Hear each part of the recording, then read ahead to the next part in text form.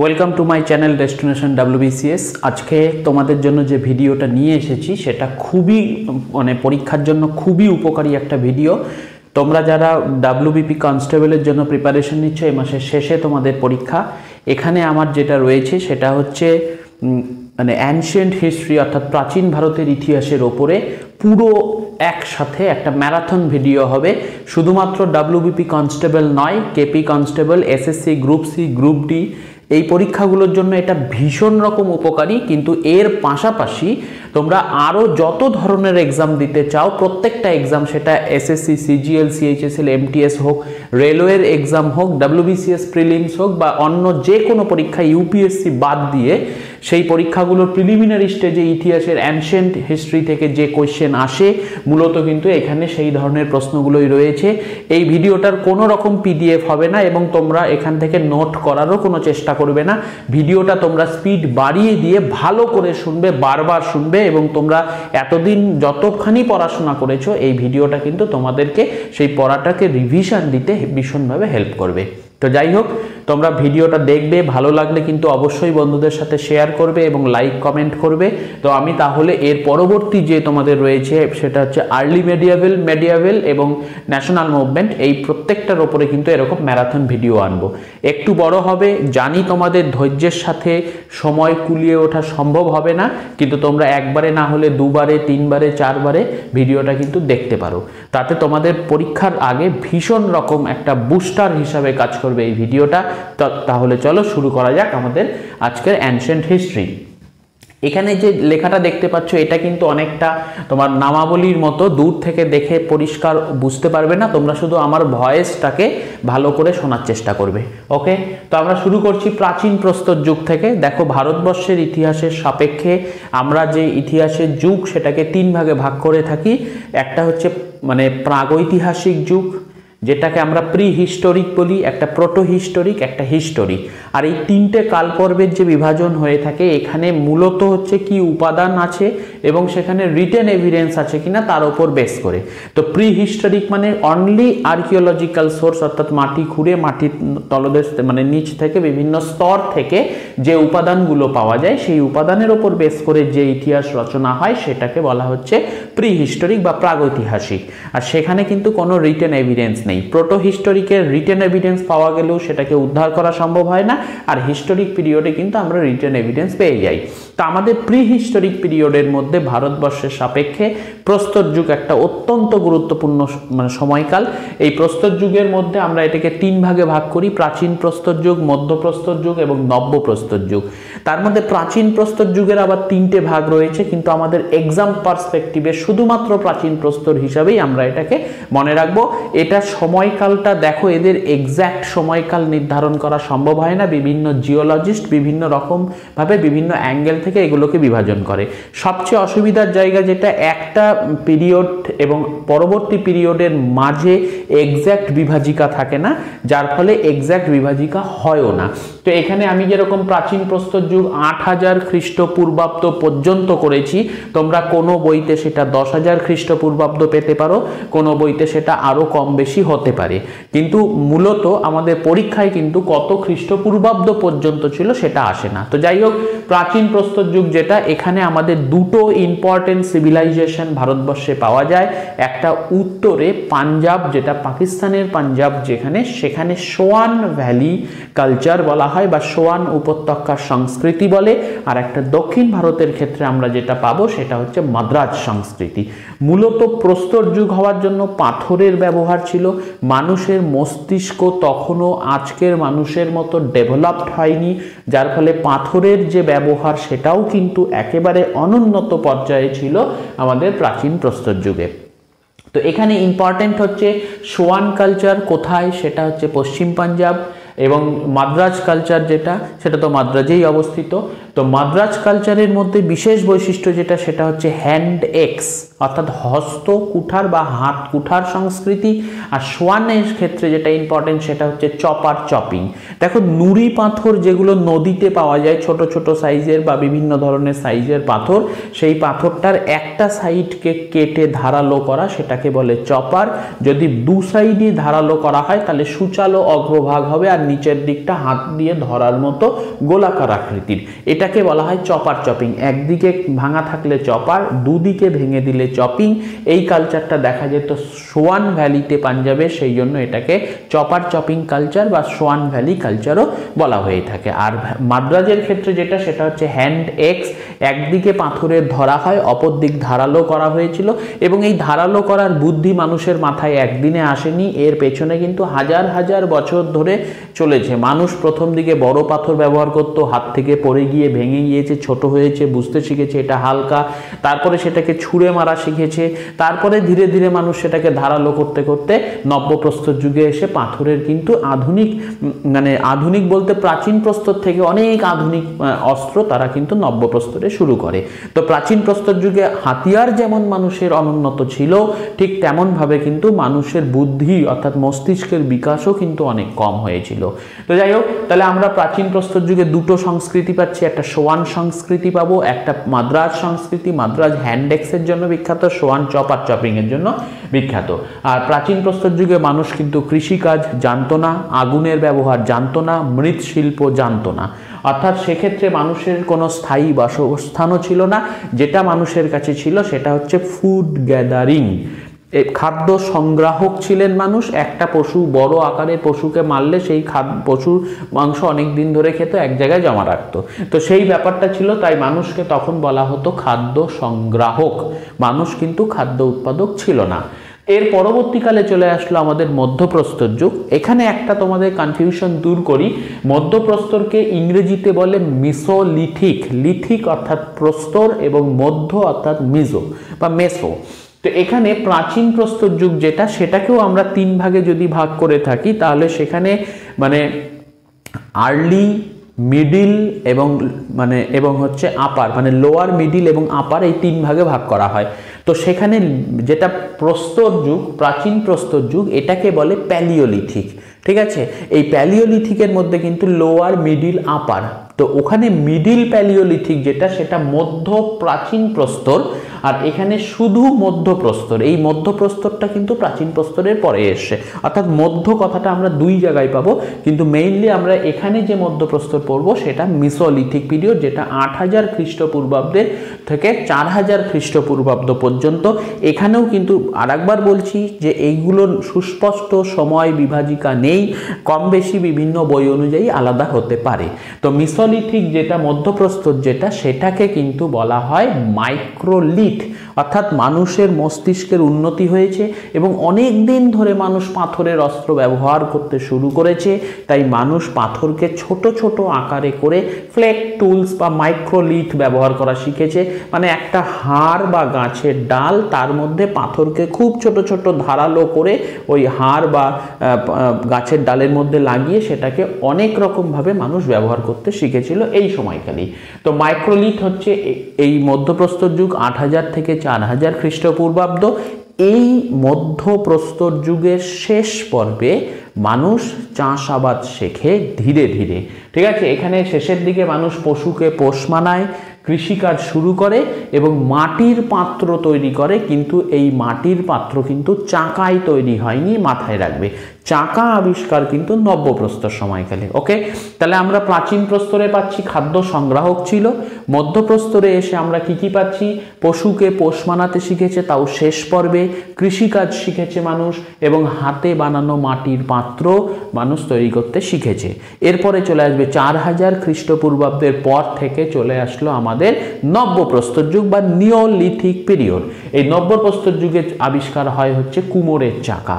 তো কুমোরের চাকা যখনই আবিষ্কার হলো, তাহলে মানুষ আগে হাতে বানাতো মাটির পাত্র, এবার চাকায় মানুষ মাটির পাত্র বানানো শুরু করলো।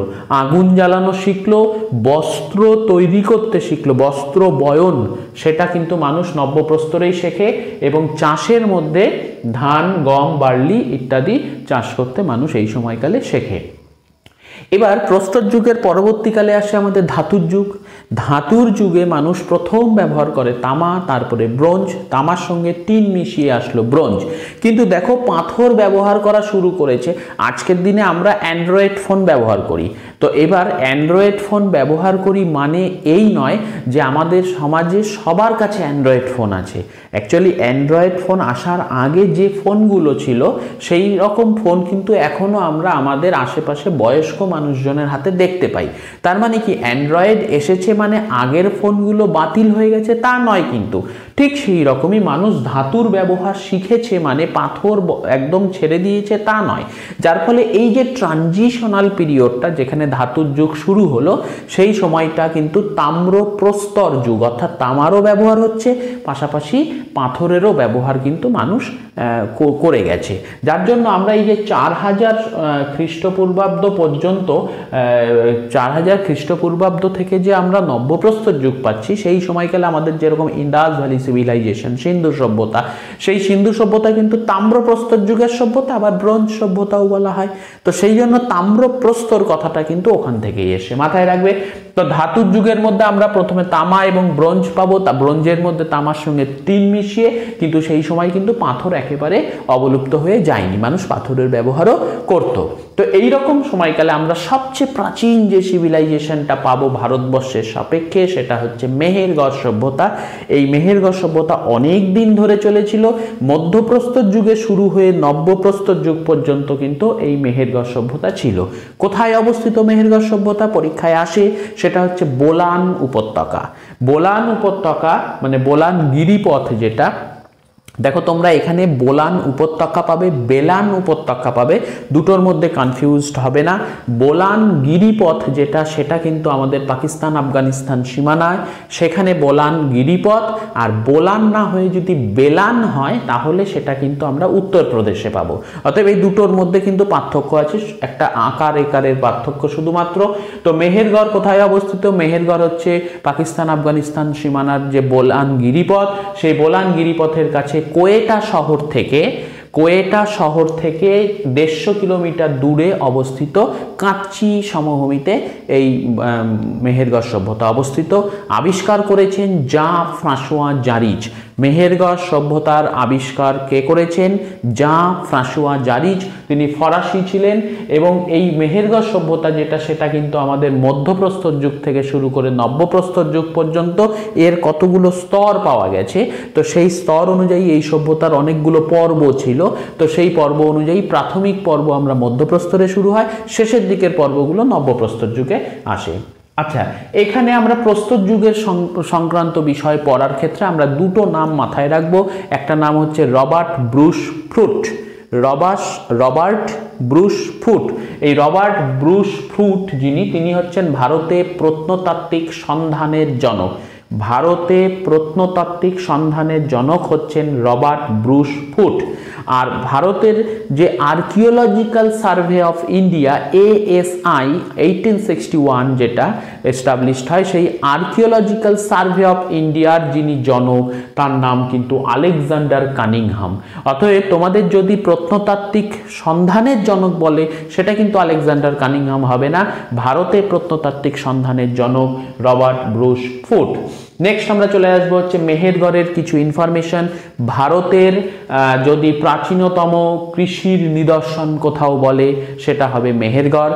প্রাচীনতম কৃষির নিদর্শন আমরা পাই কোথায়? মেহেরগড়ে পাই। ভীমবেটকা যেটা রয়েছে মধ্যপ্রদেশে অবস্থিত, সেটা কিন্তু ভারতের একটা প্রাচীনতম কেভ পেইন্টিং, অর্থাৎ গুহা চিত্র কিংবা রক পেইন্টিং যদি বলে সেটার আনসার হবে ভীমবেটকা। ভীমবেটকা কোথায় অবস্থিত এরকমও কোয়েশ্চেন আসে, আনসার হবে মধ্যপ্রদেশে। আর প্রাচীন প্রস্তর যুগে 3টি নিদর্শনই দেখতে পাওয়া যায় কোথায়, সেটার উত্তর হবে বেলান ভ্যালি।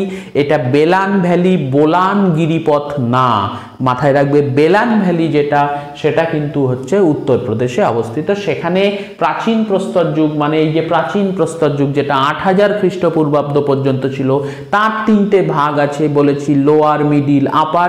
3টে ভাগের নিদর্শন পাওয়া গেছে হচ্ছে বেলান উপত্যকায়।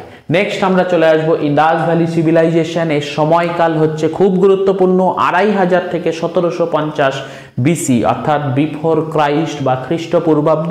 এটা হচ্ছে আমাদের ইন্দাস ভ্যালি সিভিলাইজেশনের সময়কাল। দেখো ইন্দাস ভ্যালি সিভিলাইজেশনের সময়কাল, এটা তার বিভিন্ন পর্ব রয়েছে। মানে হরপ্পান সিভিলাইজেশনকে আমাদের প্রি, ম্যাচিওর এবং লেটার 3 ভাগে ভাগ করা হয়, কিন্তু ম্যাচিওরটাই আমাদের আলোচ্য বিষয়। পরীক্ষার দৃষ্টিকোণ থেকে ম্যাচিওর সময়কালটাই আসে। তো সেটা আমাদের হচ্ছে 2500 থেকে 1750 বিসি। এটা হচ্ছে ইন্দাস ভ্যালি সিভিলাইজেশনের সময়কাল। ইন্দাস ভ্যালি শব্দটা প্রথম কে ব্যবহার করেছেন, এই ধরনের প্রশ্ন আসে। আনসার হবে জন মার্শাল। জন মার্শালের নেতৃত্বে রাখালদাস বন্দ্যোপাধ্যায়, দয়ারাম সাহানি খনন কার্য করেছিলেন।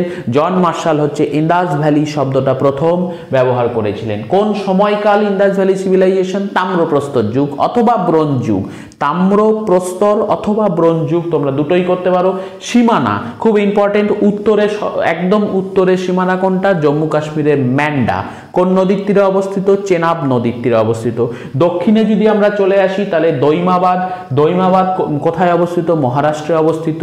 যদি আমাদের পূর্বের সীমানা চাই, আলমগীরপুর। আলমগীরপুর উত্তরপ্রদেশে অবস্থিত, নদী হিন্ডন নদীর তীরে অবস্থিত। আর যদি একদম পশ্চিমের সীমানা চায় তাহলে কিন্তু সেক্ষেত্রে সুটকা জেন্ডর হবে। এই সুটকা জেন্ডার যেটা রয়েছে সেটা কিন্তু মাকরান মরুপ্রদেশ, অর্থাৎ বালুচিস্তান ইরান সীমানা, মাকরান মরুপ্রদেশ, সেখানে কিন্তু সুটকা জেন্ডর অবস্থিত। এটা এই সুটকা জেন্ডর যেটা রয়েছে সেটা হচ্ছে ডাসাক নদীর তীরে অবস্থিত।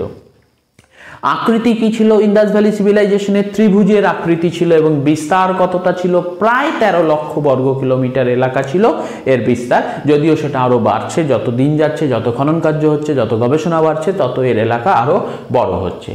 নেক্সট হচ্ছে এই যে হরপ্পা যে শহর একটা কেন্দ্র ছিল, হরপ্পা সভ্যতা এবং বা সিন্ধু সভ্যতা। এই হরপ্পা বা সিন্ধু সভ্যতা এর মধ্যে অনেকগুলো গুরুত্বপূর্ণ কেন্দ্র আছে। তার মধ্যে আমরা পরীক্ষার দৃষ্টিকোণ থেকে কয়েকটা গুরুত্বপূর্ণ কেন্দ্রকে নিয়ে আলোচনা করব। 1 নম্বর হচ্ছে হরপ্পা কোথায় অবস্থিত? উত্তর হবে পশ্চিম পাঞ্জাবের মন্টগোমারি। আর একবার বলছি, হরপ্পার অবস্থান পশ্চিম পাঞ্জাব মানে বর্তমান পাকিস্তানের মন্টগোমারি। নদীর নাম হচ্ছে রাভি বা ইরাবতী নদীর তীরে অবস্থিত এবং আবিষ্কার করেছেন কে? দয়ারাম সাহানি 1921 সালে। নেক্সট আমাদের চলে আসবে মহেঞ্জোদারো। মহেঞ্জোদারো শব্দের অর্থ হচ্ছে মৃতের স্তূপ। আর এই মহেঞ্জোদারো কোথায় অবস্থিত? সিন্ধু নদীর তীরে অবস্থিত মহেঞ্জোদারো। আর লারকানা পাকিস্তানের যেটা সিন্ধ প্রভিন্স, সেই সিন্ধ প্রভিন্সের লারকানাতে মহেঞ্জোদারো অবস্থিত এবং আবিষ্কারক হচ্ছেন রাখালদাস বন্দ্যোপাধ্যায় 1922, মানে 21-এ হরপ্পা, 22-এ হচ্ছে মহেঞ্জোদারো। আর মহেঞ্জোদারোর প্রশ্ন কি কি আসে? মহেঞ্জোদারো শব্দের অর্থ কি? মৃতের স্তূপ। মহেঞ্জোদারো কোন নদীর তীরে অবস্থিত? সিন্ধু। মহেঞ্জোদারো হচ্ছে তোমার কোথায় অবস্থিত? সিন্ধ প্রভিন্সের লারকানাতে। আর মহেঞ্জোদারো কে আবিষ্কার করেন? রাখালদাস বন্দ্যোপাধ্যায় 1922। নেক্সট হচ্ছে আমাদের চাঁদ হুদারো। এটাও সিন্ধু নদীর তীরে অবস্থিত এবং সিন্ধ প্রদেশে অবস্থিত চাঁদ হুদারো। নেক্সট হচ্ছে লোথাল। লোথাল যে নদীর তীরে অবস্থিত তার নাম হচ্ছে ভগোবা। ভগোবা এটা আহমেদাবাদের কাছে অবস্থিত এবং গুজরাটে। আর লোথাল আবিষ্কার করেছেন SR রাও। নেক্সট আমাদের হচ্ছে কালীবঙ্গান। কালীবঙ্গান হচ্ছে ঘরঘরা নদীর তীরে অবস্থিত রাজস্থানে এবং এইটা আবিষ্কার করেছেন অমলেন্দু ঘোষ বা এ ঘোষ, এই নামটা মনে রাখবে। নেক্সট হচ্ছে ধোলাবিরা। এই ধোলাবিরা হচ্ছে লুনি নদীর তীরে অবস্থিত এবং কচ্ছ প্রভিন্স। কচ্ছ কোথায়? গুজরাটে অবস্থিত। তো এই কয়েকটা জায়গা আমাদের পরীক্ষায় খুব আসে, যে এদের অবস্থান কোথায় এবং কোন নদীর তীরে অবস্থিত। এই কয়েকটা জিনিস তোমরা মাথায় রাখবে। তাহলে হরপ্পা রাভি নদীর তীরে, মন্টগোমারি দয়ারাম সাহানি, মহেঞ্জোদারো সিন্ধু, লারকানা সিন্ধ প্রদেশ রাখালদাস বন্দ্যোপাধ্যায়, চাঁদ হুদারো হচ্ছে সিন্ধু সিন্ধ প্রদেশ, লোথাল ভগবা নদীর তীরে গুজরাট SR রাও আবিষ্কার করেন। কালীবঙ্গান হচ্ছে ঘরঘরা নদীর তীরে অবস্থিত, ঘরঘরা নয় এটা ঘগ্গর বলে, এবং রাজস্থান অমলেন্দু ঘোষ। আর ধোলাবিরা হচ্ছে লুনি কচ্ছ প্রভিন্সে অবস্থিত। নেক্সট হচ্ছে হরপ্পার যে মানে ইন্দাস ভ্যালি সিভিলাইজেশন বা হরপ্পা সভ্যতার যে কেন্দ্রগুলো, সেগুলো কি কি কারণের জন্য বিখ্যাত। প্রথম আমাদের চলে আসবে হরপ্পা। হরপ্পাতে কি পাওয়া গেছে? হরপ্পাতে 2টো সারি পাওয়া গেছে, যার মানে প্রত্যেকটা দিকে, এদিকে 6টা করে গ্র্যানারি বা শস্যাগার, এদিকে 6টা করে গ্র্যানারি বা শস্যাগার। মানে তোমার হচ্ছে দুটো সারি এবং প্রত্যেক সারিতে হচ্ছে 6টা করে শস্যাগার। আমাদের মূলত পরীক্ষায় যেটা আছে সেটা হচ্ছে গ্রেট গ্র্যানারি, মানে বিশাল শস্যাগার। দেখো বিশাল শস্যাগার কিন্তু মহেঞ্জোদারোতে, কিন্তু একটা সারিতে 6টা করে দুটো সারি শস্যাগার কোথায় পাওয়া গেছে? আনসার হবে হরপ্পাতে।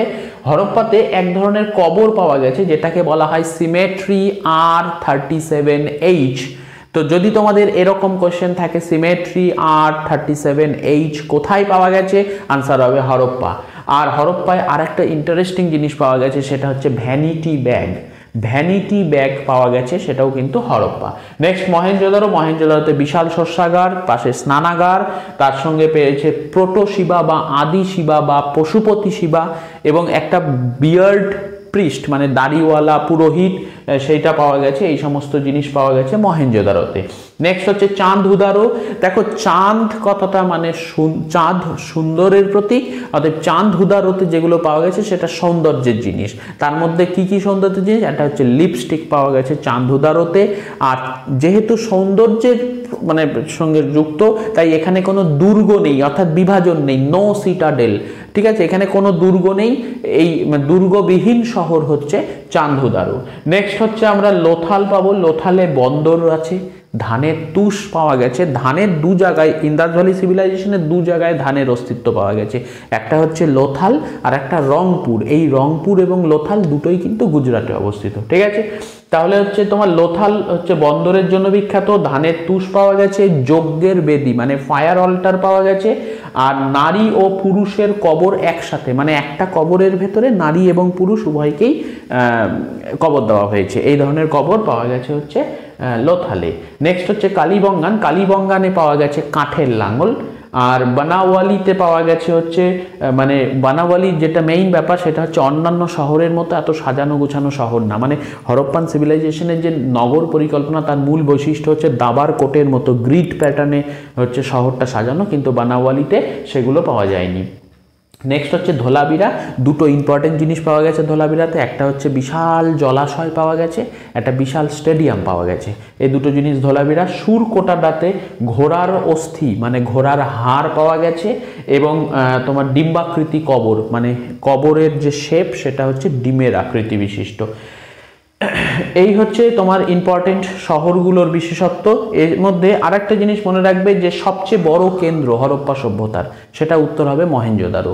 আর যদি তোমার মহেঞ্জোদারো হচ্ছে গোটা হরপ্পা সিভিলাইজেশন, সেটা পাকিস্তান ভারত সব কিছু মিলিয়ে, কিন্তু যদি কোয়েশ্চেনে থাকে ভারতে অবস্থিত ইন্দাস ভ্যালি সিভিলাইজেশনের সবচেয়ে বড় কেন্দ্র কোনটা, তাহলে কিন্তু আনসার হবে রাখিগাড়ি। আনসার হবে রাখিগাড়ি।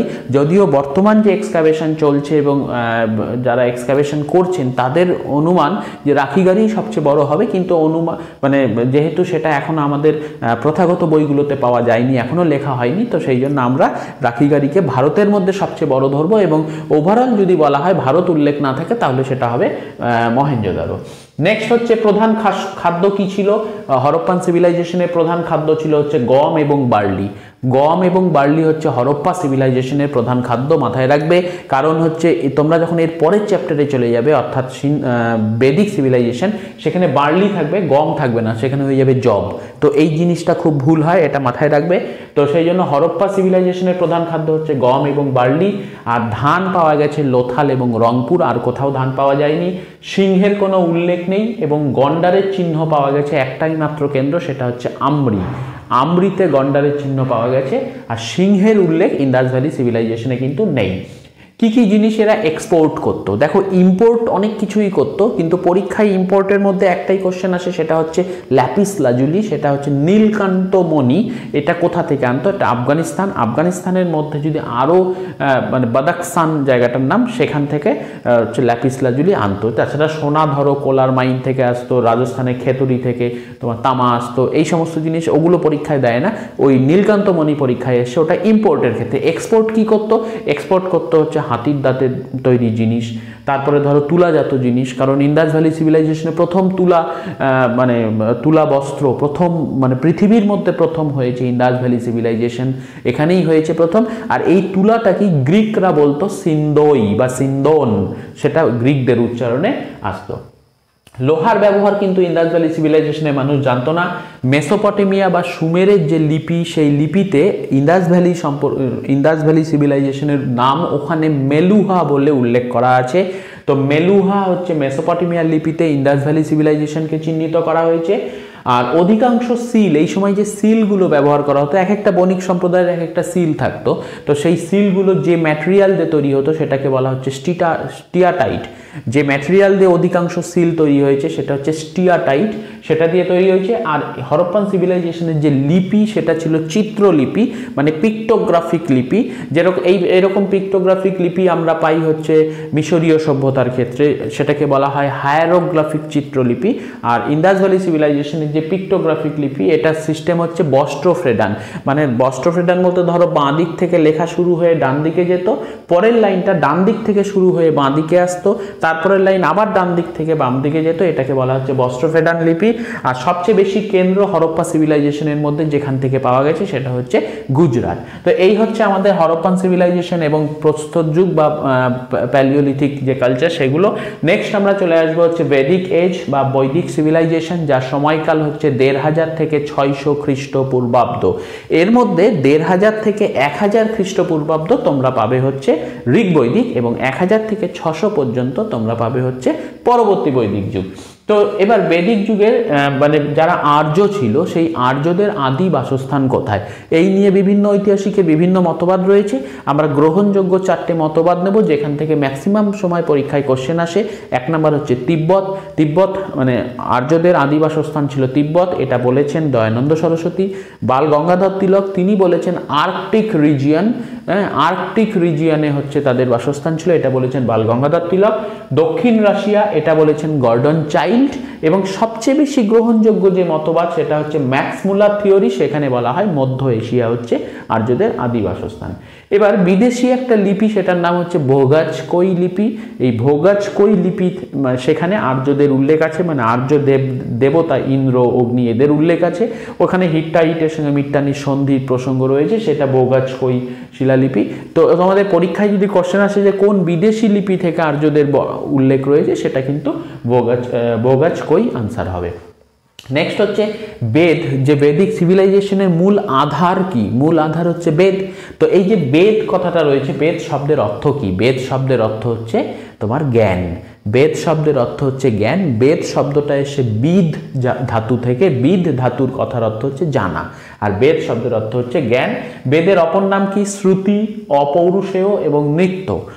শ্রুতি কেন? কারণ বেদ লিখিত ছিল না। দেখো, বেদ লিখিত ছিল না, সেই জন্য কিন্তু বৈদিক সিভিলাইজেশন হিস্টোরিক নয়, প্রোটো হিস্টোরিক মানে কি? লিখিত উপাদান আছে, উদ্ধার করা যায়নি। যেরকম ইন্দাস ভ্যালি সিভিলাইজেশনকেও আমরা প্রোটো হিস্টোরিক বলবো, লিখিত উপাদান আছে, উদ্ধার হয়নি। তো বেদ তো লিখিত, কিন্তু সেটা পরে লেখা হয়েছে। বেদ কিন্তু প্রথম দিকে লিখিত রূপ ছিল না।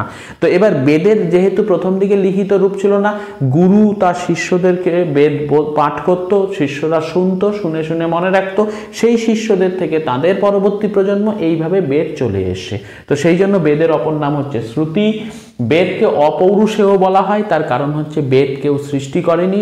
আগেকার মহান ঋষিরা ধ্যানে বসতেন এবং ঈশ্বরের কাছ থেকে নির্দেশ পেতেন, এবং সেই নির্দেশই হচ্ছে বেদ। তো সেই জন্য বেদকে অপৌরুষেয় বলা হয়, আর বেদকে নিত্য বলা হয়, কারণ বেদ অভ্রান্ত এই অর্থে। রচনাকাল ঋগ্বেদ হচ্ছে 1500 থেকে 1000 খ্রিস্টপূর্বাব্দ। আর বাকি 3টে যে বেদ রয়েছে ঋগ্বেদ বাদ দিয়ে, মানে ঋক, সাম, যজু, অথর্ব, তো সাম, যজু, অথর্ব এগুলো হচ্ছে পরবর্তী সময়কালে 9ম শতকে এগুলো রচনা হয়েছে। ঋগ্বেদের মধ্যে 1028টা সূক্ত বা হাইমস রয়েছে। 1028টা সূক্ত বা হাইমস রয়েছে। এই সূক্ত বা হাইমসগুলোকে আবার কতগুলো মণ্ডলে ভাগ করা হয়। সূক্ত হচ্ছে কিছু শ্লোকের সমষ্টি। তো এই 1028টা শ্লোকের সমষ্টি নিয়ে সূক্ত। এবার এই সূক্তগুলোকে আবার কতগুলো মণ্ডলে ভাগ করা হয়েছে, তার মধ্যে টোটাল মণ্ডলের সংখ্যা হচ্ছে 10। এই 10টা মণ্ডল 1, 2, 3 করতে করতে 10 পর্যন্ত। তো এই 10টা মণ্ডলের মধ্যে 1 নাম্বার মণ্ডল এবং 10 নাম্বার মণ্ডল হচ্ছে নতুন, সবচেয়ে নতুন, এবং সবচেয়ে পুরনো হচ্ছে 2 এবং 9 নাম্বার মণ্ডল হচ্ছে সবচেয়ে পুরনো মণ্ডল। আর 3 নাম্বার যে মণ্ডলটা রয়েছে সেখানে গায়ত্রী মন্ত্র রয়েছে, যেটা সূর্যকে ডেডিকেট করা, অর্থাৎ সানকে ডেডিকেট করা। নবম মণ্ডল যেটা রয়েছে সেটা হচ্ছে সোম। সোম হচ্ছে মূলত ঋগ্বেদের সময়কালে এক বিশেষ ধরনের উদ্ভিদকে সোম বলা হতো।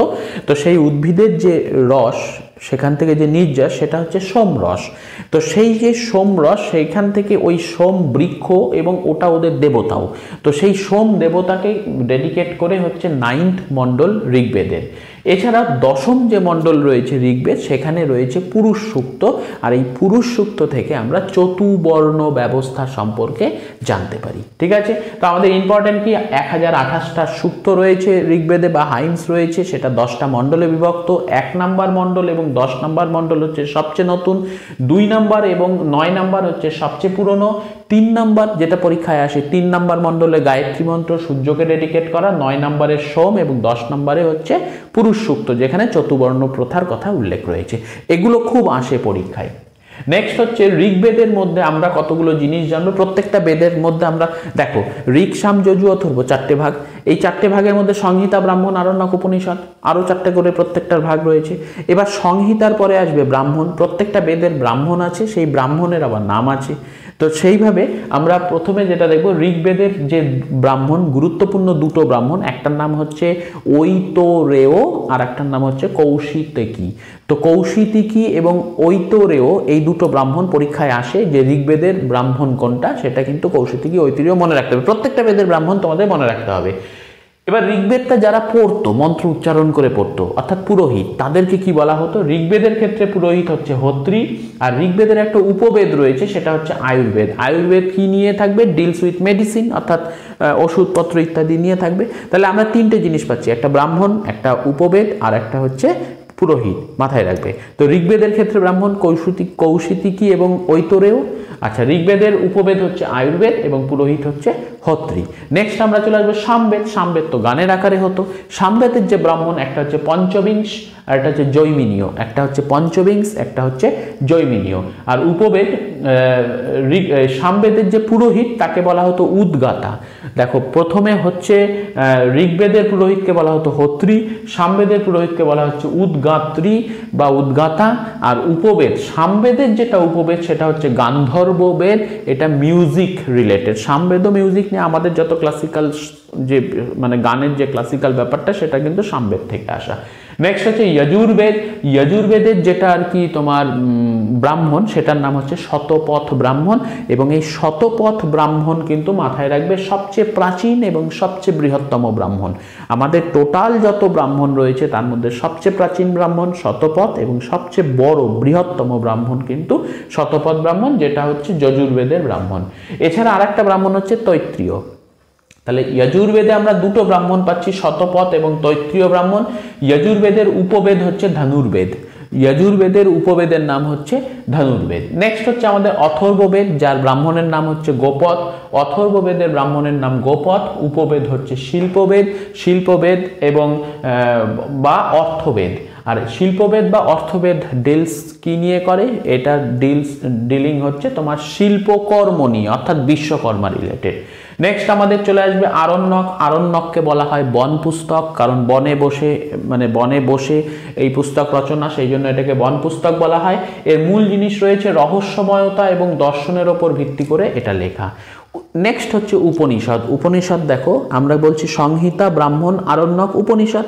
তাহলে বেদের শেষ ভাগ উপনিষদ, সেই জন্য উপনিষদকে বলা হয় বেদান্ত। এবার এই উপনিষদ এর অর্থ কি? কারো সামনে বসা। উপনিষদ শব্দের অর্থ হচ্ছে কারো সামনে বসা। আর উপনিষদের মধ্যে অপর নাম হচ্ছে বেদান্ত। মোট উপনিষদের সংখ্যা 108, 108। আর এখানে কি আলোচিত হয়েছে? বিশ্ব ব্রহ্মাণ্ডের সৃষ্টি রহস্য আমাদের উপনিষদের মধ্যে আলোচনা হয়েছে। সবচেয়ে পুরনো উপনিষদটা হচ্ছে বৃহদারণ্যক। আর একবার বলছি, সবচেয়ে পুরনো উপনিষদ হচ্ছে বৃহদারণ্যক। আর এই মা সদ্গমায়া, এটা কিন্তু আমাদের বৃহদারণ্যক উপনিষদ থেকেই নেওয়া। নেক্সট হচ্ছে সত্যমেব জয়তে, শব্দটা নেওয়া হয়েছে মুন্ডক উপনিষদ থেকে। আর চতুরাশ্রম এবং অনুলোম প্রতিলোম বিবাহ নেওয়া হয়েছে ছান্দোগ্য উপনিষদ থেকে। খুব ইম্পর্টেন্ট, 3টে উপনিষদের নাম মনে রাখবে। একটা হচ্ছে বৃহদারণ্যক উপনিষদ, যেটা সবচেয়ে পুরনো, যেখানে অসতমা সদ্গমায়া ওখান থেকে নেওয়া। সত্যমেব জয়তে, এটা মুন্ডক উপনিষদ থেকে নেওয়া। এবং চতুরাশ্রম অনুলোম প্রতিলোম বিবাহের বিষয় নেওয়া হয়েছে ছান্দোগ্য উপনিষদ থেকে। তো এগুলো গেল হচ্ছে আমাদের বেদের পার্ট। এরপরে আমরা চলে আসবো হচ্ছে বেদের পরে আমরা চলে আসবো হচ্ছে বেদাঙ্গ। বেদাঙ্গের মধ্যে আমাদের দুটো ভাগ রয়েছে, একটা হচ্ছে সূত্র সাহিত্য, একটা হচ্ছে স্বরদর্শন। স্বরদর্শন মানে 6টা ফিলোসফি। এই স্বরদর্শনের মধ্যে আমরা পাবো কপিলের সাংখ্য দর্শন, পতঞ্জলির যোগ দর্শন, গৌতমের ন্যায় দর্শন, কণাদের বৈশেষিক দর্শন, জৈমিনীর পূর্ব মীমাংসা এবং বেদব্যাসের উত্তর মীমাংসা। এই 6টা দর্শন আমাদের বৈদিক সাহিত্যের মধ্যে বেদাঙ্গ বলে যে অংশটা, সেই বেদাঙ্গের যে দুটো পার্ট, একটা হচ্ছে তোমার স্বরদর্শন, সেই স্বরদর্শন, আর একটা সূত্র সাহিত্য। তো স্বরদর্শনের মধ্যে এই 6টা মাথায় রাখবে: কপিলের সাংখ্য দর্শন, পতঞ্জলির যোগ, গৌতমের ন্যায়, কণাদের বৈশেষিক, জৈমিনীর পূর্ব মীমাংসা, বেদব্যাসের উত্তর মীমাংসা। নেক্সট আমরা যেটা পাবো সেটা হচ্ছে আমরা বললাম সূত্র সাহিত্য। এই সূত্র সাহিত্যের মধ্যে কি কি রয়েছে? 6টা জিনিস রয়েছে। এক হচ্ছে আমাদের শিক্ষা। শিক্ষা হচ্ছে বেদকে কি করে উচ্চারণ করব, ফোনেটিক্স, উচ্চারণের বিশুদ্ধ উচ্চারণ সম্পর্কে যেখানে লেখা আছে সেটা হচ্ছে শিক্ষা। নেক্সট হচ্ছে কল্প। কল্পের মধ্যে কি রয়েছে? কল্পের মধ্যে রয়েছে আমাদের জন্ম থেকে মৃত্যু পর্যন্ত যে সমস্ত সামাজিক আচার অনুষ্ঠান, এই সমস্ত বিষয়গুলো আমাদের কল্পতে লেখা আছে। নেক্সট হচ্ছে ব্যাকরণ। ব্যাকরণের মধ্যে মানে গ্রামার সংক্রান্ত বিষয়, যেখানে পাণিনির অষ্টাধ্যায়ী, যেটা সবচেয়ে ওল্ডেস্ট ব্যাকরণ বলা হয়, যেটাকে পাণিনির অষ্টাধ্যায়ী। তারপর হচ্ছে নিরুক্ত। নিরুক্ত হচ্ছে ডিকশনারি, অর্থাৎ আমরা বেদকে পড়তে গেলে তার যে অর্থ ইত্যাদি সংক্রান্ত বিষয়গুলো নিরুক্ততে পাবো। ছন্দ হচ্ছে রিদম, এবং হচ্ছে জ্যোতিষ অর্থাৎ অ্যাস্ট্রোনমি। দেখো আমরা অনেক সময় অ্যাস্ট্রোনমি অ্যাস্ট্রোলজি দুটোর মধ্যে গুলিয়ে ফেলি, কিন্তু দেখো অনেকে মানে একটা কথা রয়েছে যে মানে একটা খুব প্রচলিত কথা, মানে সিনেমার অংশ ছিল যে মানো তো গঙ্গা বাহিতি হ্যায়, না মানো তো বেহেতা পানি। অর্থাৎ তোমরা যদি মানো তাহলে অ্যাস্ট্রোনমি অ্যাস্ট্রোলজি দুটোই সায়েন্স, আর যদি না মানো তবে অ্যাস্ট্রোনমি সায়েন্স, অ্যাস্ট্রোলজি যেটা অর্থাৎ জ্যোতিষশাস্ত্র, যেটা হাত দেখা, কুষ্টি গণনা ইত্যাদি, এটা তাহলে কুসংস্কার। তো যাই হোক, আমাদের যে অ্যাস্ট্রোলজি যে অংশটা, সেখানে যে সমস্ত গ্রহ নক্ষত্র ইত্যাদি বর্ণনা করা হয়েছে সেটা কিন্তু মহাকাশের সমস্ত কিছুকে নিয়েই করা। তো যাই হোক, তো আমাদের যেটা ইসে রয়েছে, মানে আমাদের যেটা জ্যোতিষ যেটা বলা হচ্ছে, এখানে অ্যাস্ট্রোনমির প্রসঙ্গ রয়েছে। নেক্সট আমরা চলে যাব হচ্ছে রামায়ণ। রামায়ণের অপর নাম হচ্ছে আদি কাব্য। রামায়ণ হচ্ছে oldest epic in the world. গোটা পৃথিবীর মধ্যে সবচেয়ে প্রাচীনতম মহাকাব্য সেটা হচ্ছে রামায়ণ। রামায়ণের ক্ষেত্রে 7টা কাণ্ড রয়েছে এবং শ্লোকের সংখ্যা 24,000। এই 24,000 শ্লোকের মধ্যে অরিজিনালি মানে প্রথমে ছিল 6,000 শ্লোক, পরবর্তীকালে সেটা অ্যাড হতে হতে 24,000 শ্লোক হয়েছে। ঠিক আছে, আর 7টা কাণ্ড রয়েছে, যার মধ্যে 1 নাম্বার কাণ্ড এবং 7 নাম্বার কাণ্ড পরে যোগ হয়েছে, প্রথমে ছিল না। নেক্সট আমরা চলে আসবো মহাভারত। মহাভারত হচ্ছে পৃথিবীর দীর্ঘতম মহাকাব্য। রামায়ণ হচ্ছে পৃথিবীর প্রাচীনতম মহাকাব্য, মহাভারত হচ্ছে পৃথিবীর দীর্ঘতম মহাকাব্য। কেন দীর্ঘতম? কারণ 1 লক্ষ শ্লোক রয়েছে, আর 1 লক্ষ শ্লোকের মধ্যে তোমার হচ্ছে 8,800 শ্লোক মূল মহাভারতে ছিল, বাকিগুলো পরে অ্যাড হয়েছে। আর এই মহাভারতের মধ্যে টোটাল হচ্ছে তোমার 18টা পর্ব রয়েছে, আর যার মধ্যে ভগবদ গীতা, এটা ভীষ্ম পর্ব থেকে ভগবদ গীতা নেওয়া হয়েছে। নেক্সট হচ্ছে পুরাণ। পুরাণ কথার অর্থ হচ্ছে কি? ওল্ড। পুরাণ কথার অর্থ হচ্ছে ওল্ড, অর্থাৎ এখানে আমাদের মোট পুরাণের সংখ্যা 18, আর তার মধ্যে সবচেয়ে মানে পুরাণ মানেই ওল্ড। 18টা পুরাণ রয়েছে। এই 18টা পুরাণের মধ্যে সবচেয়ে বেশি পুরনো যেটা, মানে সবচেয়ে প্রাচীন যেটা, সেটার নাম হচ্ছে মৎস্য পুরাণ। নেক্সট হচ্ছে এই যে আমরা বেদিক পড়লাম, দেখো বেদিক সিভিলাইজেশন মানে বেদিক এজ যেটা, যুগ যেটা, এখানে আমরা বিভিন্ন নদীর প্রসঙ্গ পাবো। এই নদীগুলো মানে বৈদিক সাহিত্যে কি নাম আছে, বর্তমানে কি নামে পরিচিত, এটাও আমাদের পরীক্ষার দৃষ্টিকোণ থেকে খুব ইম্পর্টেন্ট। তো সেক্ষেত্রে আমরা পাবো সিন্ধু নদী, যেটা আজকের দিনে আমরা সিন্ধুও বলি, ইন্দাসও বলি, কিন্তু বৈদিক সাহিত্যে ওটার নাম ছিল সিন্ধু। নেক্সট হচ্ছে বিতস্তা। বিতস্তাকে আমরা আজকের দিনে ঝিলাম বলি। অশিকিনীকে আজকে আমরা চেনাব বলি। অশিকিনী হচ্ছে চেনাব, পুরুষনী হচ্ছে রাবি বা ইরাবতী। তারপর হচ্ছে বিপাশাকে বিয়াস বলি, বিপাশাও বলি বাংলাতে, ইংলিশে বিয়াস বলা হয়। পুরুষনী হচ্ছে রাবি বা ইরাবতী। শতদ্রী, এটাকে শতদ্রু বলি এবং ইংলিশে সতলুজ বলা হয়। আর দৃশদবতীকে বলা হয় ঘরঘর নদী বা ঘগ্ঘর নদী। ঠিক আছে, নেক্সট হচ্ছে আর্যদের এলাকা কি ছিল? আর্যদের এলাকা ছিল সপ্তসিন্ধু। সপ্তসিন্ধু মানে কি? সিন্ধু নদী, তার 5টা উপনদী প্লাস সরস্বতী, টোটাল 7টা নদী একসাথে যে এলাকা, সেই এলাকায় ছিল হচ্ছে আর্যদের বাসস্থান ভারতে। এবার এটা কিন্তু ঋগ্বৈদিক আর্য। পরবর্তী আর্যরা কিন্তু গঙ্গা যমুনার দিকে ক্রমশ এগিয়ে যায়, অর্থাৎ ওরা পূর্ব দিকে ক্রমশ এগিয়ে যায় পরবর্তী। সবচেয়ে বেশি উল্লেখ রয়েছে কোন নদী? সেটা হচ্ছে সিন্ধু নদীর কথা সবচেয়ে বেশি উল্লেখ রয়েছে। সবচেয়ে পবিত্র নদী হচ্ছে সরস্বতী।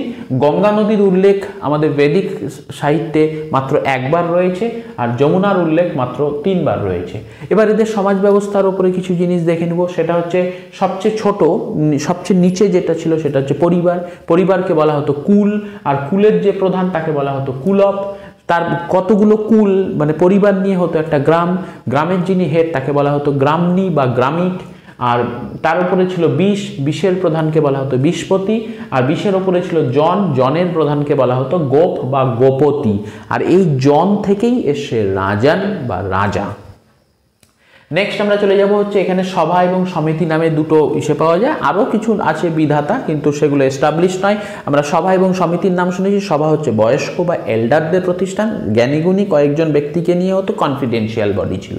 আর সমিতি যেটা ছিল সেটা সর্বসাধারণের জন্য ছিল, সবাই সেখানে উপস্থিত হতো, এমনকি মহিলারাও সেখানে উপস্থিত হতে পারত।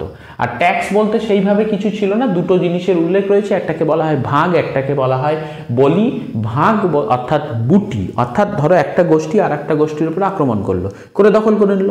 এবার ওই গোষ্ঠীকে আক্রমণ করে যা দখল করলো তার ওদের দলপতি অর্থাৎ সর্দারকে ওরা যদি কিছু ওখান থেকে ভাগ দেয়, কিছু ওখান থেকে দেয়, তবে সেটাকে বলা হতো ভাগ অর্থাৎ বুটি। আর বলি হচ্ছে গিফট, মানে একদমই মানে রাজাকে স্বেচ্ছায় কিছু দেওয়া, সেটা হচ্ছে গিফট। সমাজ ছিল পিতৃতান্ত্রিক, তবে নারীরা কিন্তু অবহেলিত ছিল না, এটা হচ্ছে ঋগ্বৈদিক। বিধবা বিবাহ প্রচলন ছিল, নারীদের শিক্ষার অধিকার ছিল। গ্রামকেন্দ্রিক সমাজ। এর আগের যে সিভিলাইজেশনটা ইন্দ্রাস ভ্যালি সিভিলাইজেশন, সেটা ছিল শহর কেন্দ্রিক, এটা কিন্তু গ্রামকেন্দ্রিক। ঠিক আছে, তারপরে হচ্ছে প্রথমে পশুপালন পরে কৃষি। এখানে মানে যেহেতু সদ্য ওরা যাযাবর জাতি ছিল, যাযাবর জাতি একটা অঞ্চলে যখন যাবে গিয়েই তো ওখানে বসতি স্থাপন করলেও ওরা চট করে সব কিছু চেঞ্জ করে না। তো যাযাবরদের প্রধান যে পেশা সেটা পশুপালন হয়।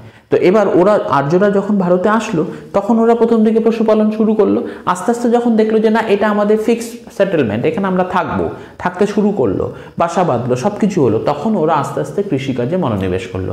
আর এদের ক্ষেত্রে প্রধান যে খাদ্য ছিল সেটা কিন্তু গম ছিল না। ইন্দাস ভ্যালিতে গম বার্লি, আর এখানে জব বার্লি, মাথায় রাখবে, খুব ইম্পর্টেন্ট। তারপরে হচ্ছে এখানে তোমার যেটা প্রধান ফসল ছিল জব বার্লি। ব্যবসা করতো কিন্তু বিনিময় সিস্টেম ছিল, মুদ্রা সেই অর্থে ছিল না, যদিও নিষ্কো, স্বর্ণমুদ্রা হচ্ছে নিষ্কো, এবং 7 মনা নামে আরও মুদ্রা ছিল। নিষ্কো এবং মনা মুদ্রার উল্লেখ আছে, কিন্তু তার আসলে এক্সিস্টেন্স কতখানি ছিল, আদৌ সেটা মুদ্রা হিসাবে ছিল কিনা এটা বলা মুশকিল। তো যাই হোক, যদি পরীক্ষায় আসে যে মানে বেদিক সিভিলাইজেশনে স্বর্ণমুদ্রা কী ছিল, আনসার হবে নিষ্কো। বিনিময় প্রথাই ছিল মেইন প্রথা। প্রধান ফসল জব বার্লি। গরুকে হত্যা করা যেত না।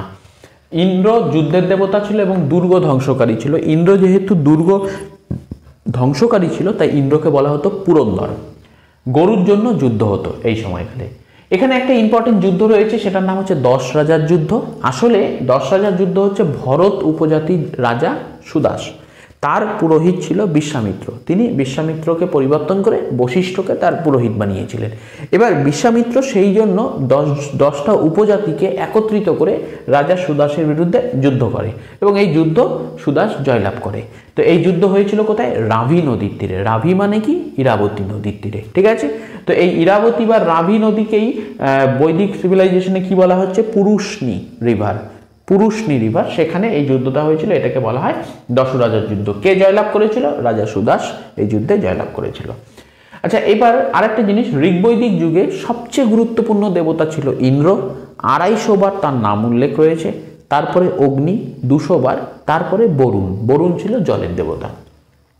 এবার জল দিয়ে ধুয়ে দেওয়া যায় সব, তাই পাপ পুণ্যের দেবতার মধ্যেও চলে আসে হচ্ছে বরুণ। ঠিক আছে, আর অগ্নি যখন যজ্ঞে যখন আগুন জ্বলতো সেই আগুনের ধোঁয়া উপরে উঠে যায়, তো সেই জন্য মানে অগ্নি তোমার স্বর্গ এবং মর্তের মধ্যে রিলেশন স্থাপন করত, সেই অর্থে অগ্নি পবিত্র ছিল।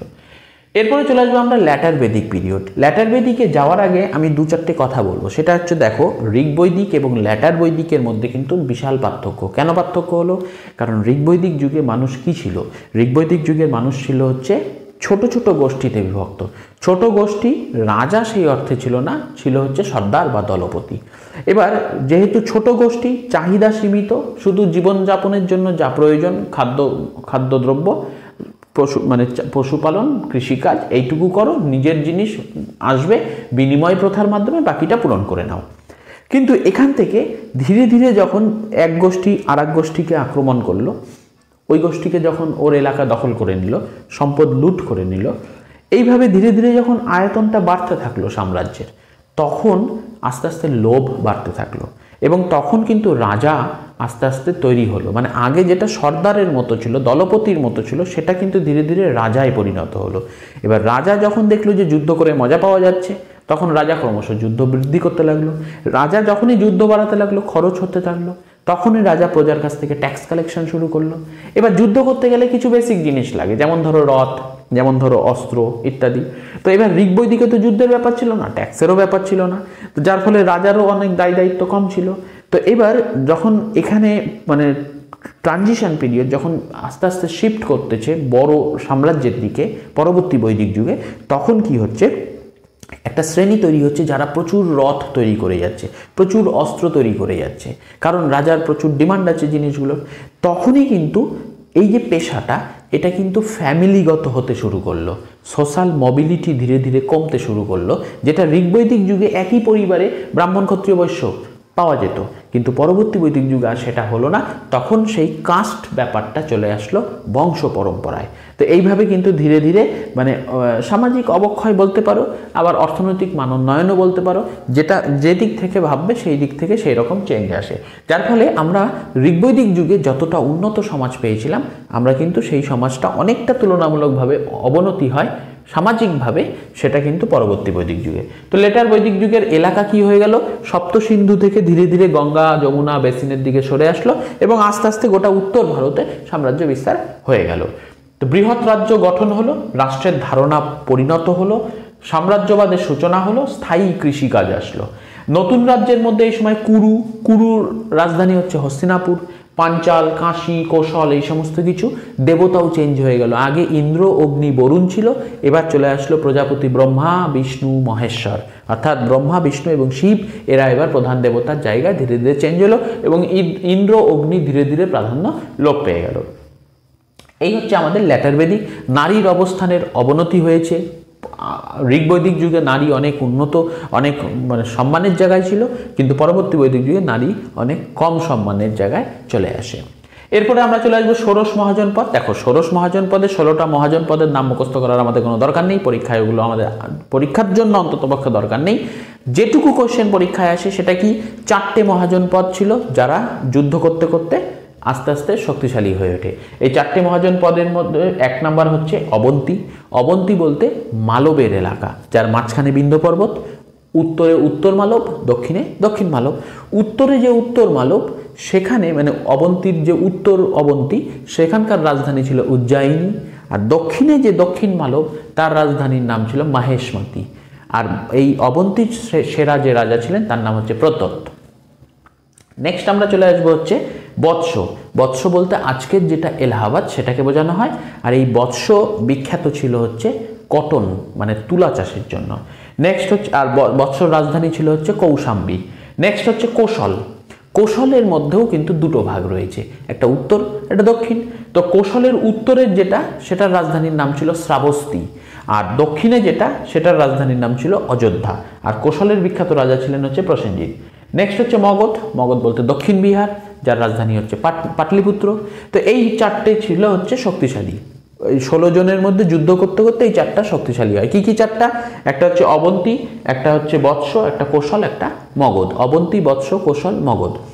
আর ইনফরমেশন এখান থেকে পড়বো হচ্ছে প্রজাতান্ত্রিক রাষ্ট্র কোনটা ছিল। 2টো রাষ্ট্র ছিল প্রজাতান্ত্রিক, একটা ব্রিজি, একটা মল্ল।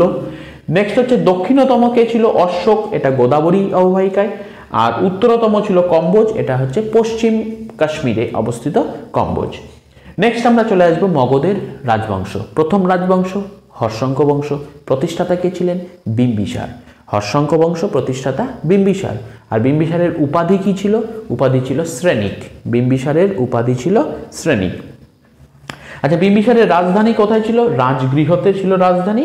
আর বিম্বিসার হচ্ছে বুদ্ধের সমসাময়িক। বিম্বিসার ছিলেন বুদ্ধের সমসাময়িক। আর বিম্বিসারের একজন ব্যক্তিগত চিকিৎসক ছিল, তার নাম ছিল জীবক।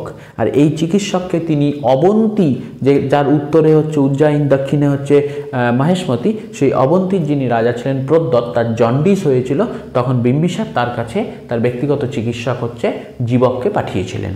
নেক্সট হচ্ছে আমরা এই হর্ষঙ্ক বংশের পরবর্তী রাজা হচ্ছে অজাতশত্রু। এই অজাতশত্রু হচ্ছে বিম্বিসারকে হত্যা করে সিংহাসনে বসেছিল। আর এই অজাতশত্রুর উপাধি ছিল হচ্ছে কুনিক। অজাতশত্রু দুটো অস্ত্র ব্যবহার করেছিল যুদ্ধে, একটার নাম রথ মুসল, একটার নাম মহাশিলাকণ্টক। পরীক্ষায় কিন্তু আসে, মাথায় রাখবে। অজাতশত্রুর উপাধি ছিল হচ্ছে কুনিক, আর বিম্বিসারের উপাধি ছিল শ্রেণিক।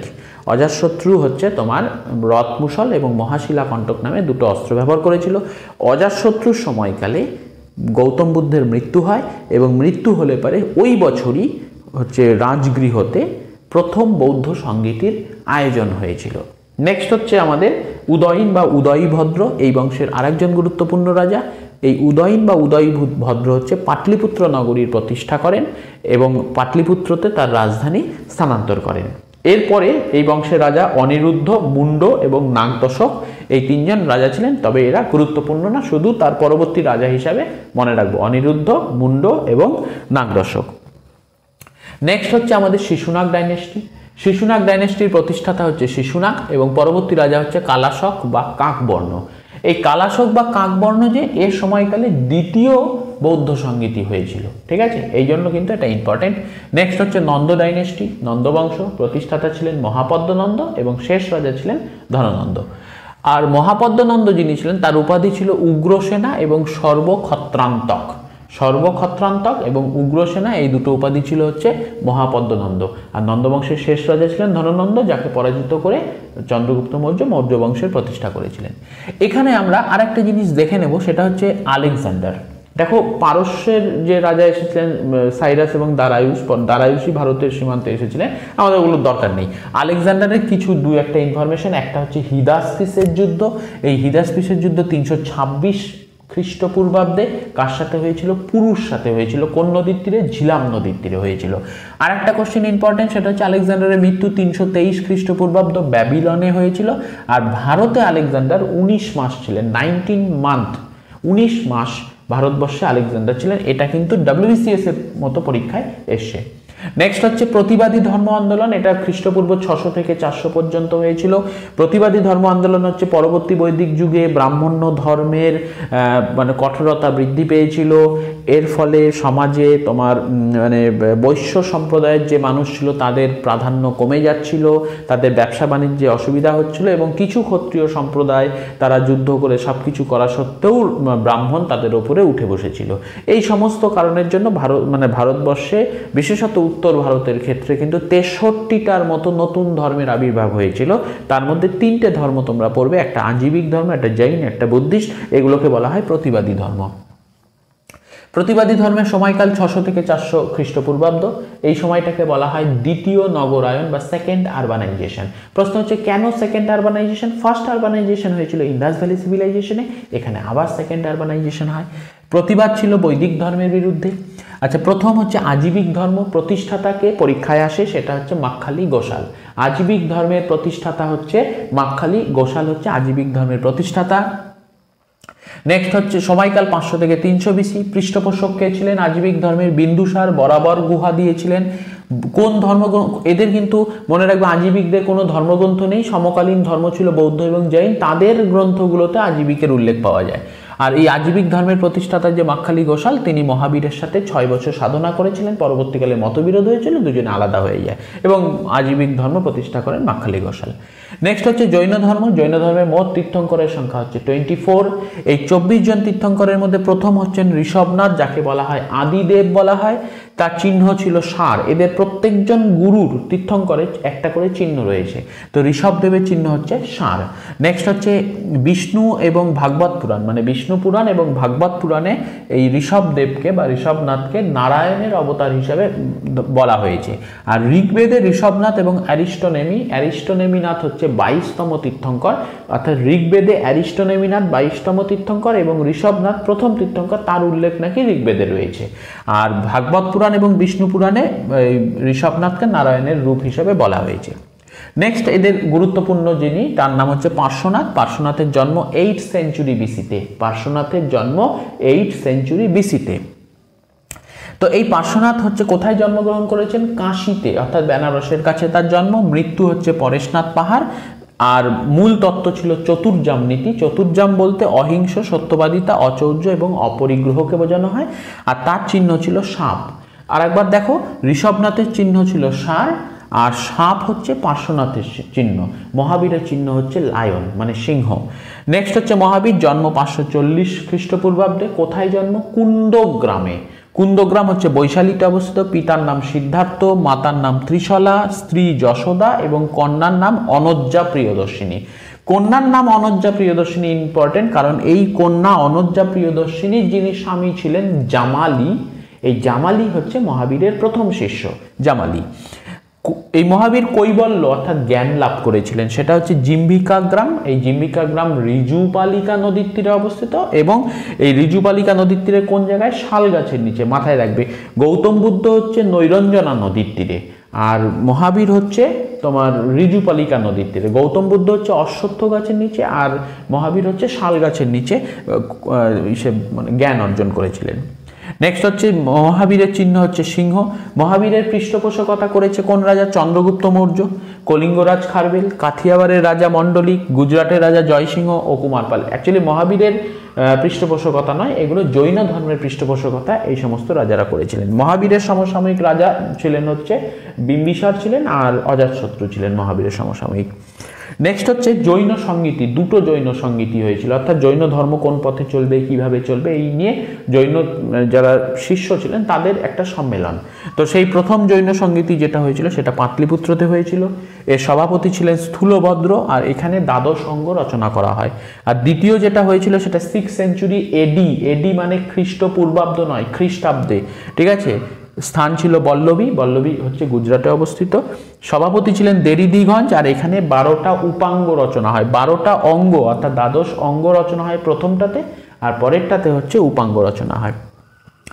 জৈনদের কিছু গ্রন্থ, তার মধ্যে একটা হচ্ছে কল্পসূত্র, এটা সংস্কৃত ভাষায় লেখা, এটা রচনা করেছেন ভদ্রবাহু। আর দ্বাদশ অঙ্গ হচ্ছে স্থূলভদ্রের নেতৃত্বে রচনা হয়েছে দ্বাদশ অঙ্গ। নেক্সট হচ্ছে ওদের যে দুটো ভাগ, একটা শ্বেতাম্বর একটা দিগম্বর। শ্বেতাম্বর মানে শ্বেত অম্বর, যার অম্বর মানে পেট অর্থাৎ শরীর, গোটা শরীর সাদা, সাদা মানে হচ্ছে সাদা বস্ত্র পরিধান করতো, তারা হচ্ছে শ্বেতাম্বর। এই শ্বেতাম্বর হচ্ছে এদের নেতা ছিলেন স্থূলভদ্র, এরা উত্তর ভারতে থাকতেন। আর দিগম্বর যারা, তারা বস্ত্র ত্যাগ করেছিলেন, তারা দক্ষিণ ভারতে থাকতেন, এটা হচ্ছে ভদ্রবাহু। মাথায় রাখবে, শ্বেতাম্বরদের নেতা স্থূলভদ্র উত্তর ভারত, আর দিগম্বরদের নেতা ভদ্রবাহু দক্ষিণ ভারত। এদের কিছু স্থাপত্য, তার মধ্যে একটা হচ্ছে গোমতেশ্বর বা বাহুবলী, এটা দক্ষিণ ভারতে, কর্ণাটকে শ্রাবণ বেলগোলা, যেখানে মৃত্যু হয়েছিল চন্দ্রগুপ্ত মৌর্যের।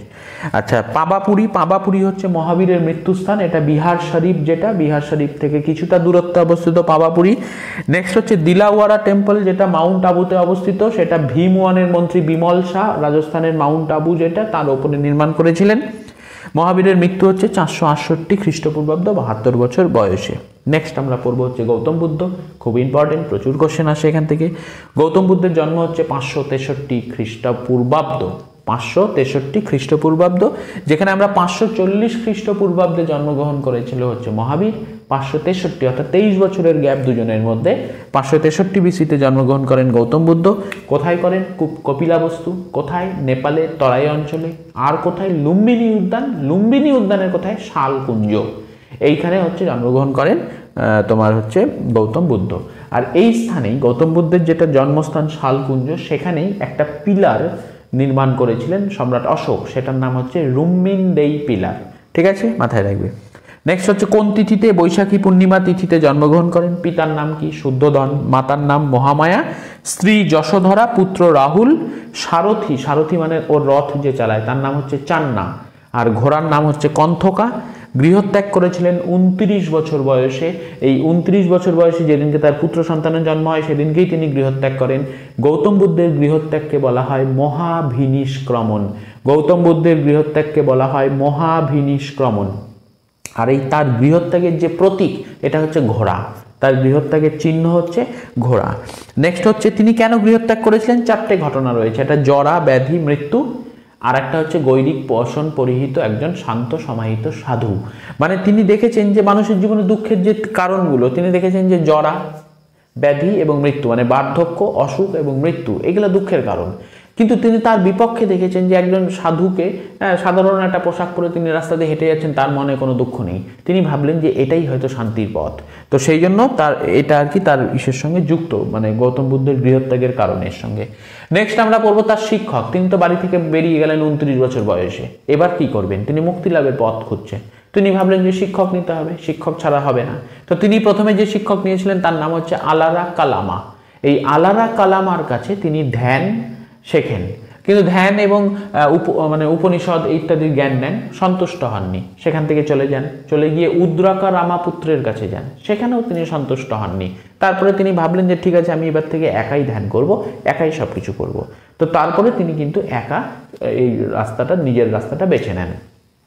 তো এক্ষেত্রে তিনি চলে যান হচ্ছে বোধি লাভ করার জন্য। তিনি যেখানে যান সেটা হচ্ছে উরুবিল্ল, যেটা বিহারের গয়ার পাশে অবস্থিত উরুবিল্ল। সেই উরুবিল্লে নৈরঞ্জনা নদীর তীরে বা ফল্গু নদীর তীরে, সেখানে তিনি হচ্ছে অশ্বত্থ গাছের নিচে ধ্যানে বসেন এবং তারপর তিনি সেখান থেকে কিন্তু বোধি লাভ করেন, অর্থাৎ জ্ঞান লাভ করেন। তো সেই বৃক্ষের নিচে জ্ঞান লাভ করেছিলেন, ওই জন্য বৃক্ষটার নাম হচ্ছে বোধি বৃক্ষ। আর এই জ্ঞান লাভের ক্ষেত্রে এখানে একটা নাম আছে, সেটার নাম হচ্ছে সুজাতা নামে একজন মহিলা। তাকে মানে কেউ কোনো জায়গায় লেখা থাকে পায়েস দিয়েছিল, তারপরে তিনি ধ্যান করে সিদ্ধ লাভ করেছিলেন, কোনো জায়গায় অন্য কিছু লেখা থাকে। যাই হোক, যদি ওই মানে বোধ লাভের সঙ্গে কোনো মহিলার প্রশ্নে থাকে, তার নাম হচ্ছে সুজাতা। আর তিনি 49 দিন তিনি ধ্যান করেছিলেন। ঠিক আছে। ধর্মপ্রচার, প্রথমে তিনি ভেবেছিলেন যে ধর্মপ্রচার করবেন না, কিন্তু পরবর্তীকালে তাকে নাকি প্রজাপতি ব্রহ্মাই বলেছিল তুমি যা অর্জন করেছো তা জগতের মানুষকে বিতরণ করো। তারপরে তিনি তার অর্জিত জ্ঞান বা বোধি সেটা তিনি বিতরণ করা শুরু করেন। কোথায় প্রথম জ্ঞান বিতরণ করেন? জায়গাটার নাম হচ্ছে মৃগদাবো। মৃগদাবো মানে হরিণ থাকতো সেখানে, সেই জন্য মৃগদাবো। আজকের দিনে জায়গাটার নাম হচ্ছে সারনাথ। বেনারস থেকে 15-20 কিলোমিটার দূরত্বে অবস্থিত সারনাথ। তো সেই সারনাথে তিনি প্রথম 5 জনকে দীক্ষা দিয়েছিলেন। এই প্রথম 5 জনের নাম কি ছিল? প্রথম 5 জনের নাম ছিল কৌন্ডন্য, বাপ্পা, ভাদিও, মহানামা, অসহ্যি। কৌন্ডন্য, বাপ্পা, ভাদিও, মহানামা, অসহ্যি। আর এই যে 5 জনকে তিনি প্রথম যে দীক্ষা দিলেন, এটাকে বলা হচ্ছে ধর্মচক্র প্রবর্তন। এটাকে বলা হচ্ছে ধর্মচক্র প্রবর্তন। আর এই সিম্বল কি? এই সিম্বল হচ্ছে চাকা। নেক্সট হচ্ছে তার কিছু বিখ্যাত শিষ্য বলতে তিনি বিম্বিসার তার সময়কালে ছিল, দীক্ষা নিয়েছিল। বিম্বিসারের সঙ্গে কৌশল রাজ ছিলেন প্রসেনজিৎ, তিনিও নিয়েছিলেন। এছাড়া কিছু ধনী ব্যক্তি ব্রাহ্মণ নিয়েছিল, তাদের মধ্যে উল্লেখযোগ্য হচ্ছে অনাথ পিণ্ডক, সারিপুত্ত এবং মোদগল্লায়ন। এরা হচ্ছে উচ্চ শ্রেণীর মানুষ। আর নিম্ন শ্রেণীর মানুষের মধ্যে আনন্দ এবং উপালি। দস্যুও নিয়েছিলেন, তার নাম অঙ্গুলিমাল। এবং একজন নারী অর্থাৎ পতিতা, তিনি নিয়েছিলেন, তার নাম হচ্ছে আম্রপালি। এগুলো হচ্ছে বুদ্ধের বিখ্যাত শিষ্যের মধ্যে পড়ে। তাহলে রাজার মধ্যে আসলে বিম্বিসার, কৌশলরাজ, প্রসেনজিৎ। ধনী ব্যক্তি বা উঁচু শ্রেণীর মানুষ বললে অনাথ পিণ্ডক, সারিপুত্ত, মোদগলায়ন। যদি নিচু শ্রেণীর মানুষ বলে আনন্দ এবং উপালি, দস্যু, অঙ্গুলিমাল, পতিতা, আম্রপালি। মৃত্যু হয় হচ্ছে 80 বছর বয়সে। কোথায় হয়? কুশীনগর। কুশীনগর কোথায়? গোরক্ষপুরের কাছে অবস্থিত কুশীনগর।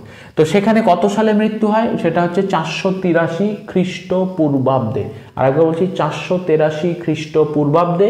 ওটাও কিন্তু বৈশাখী পূর্ণিমা। বৈশাখী পূর্ণিমাতে জন্ম, বৈশাখী পূর্ণিমাতে মৃত্যু। তার মৃত্যুকে কি বলা হয়? মহাপরিনির্বাণ। নেক্সট হচ্ছে তার চিহ্নগুলো। জন্মের সঙ্গে চিহ্ন হচ্ছে পদ্ম এবং ষাঁড়।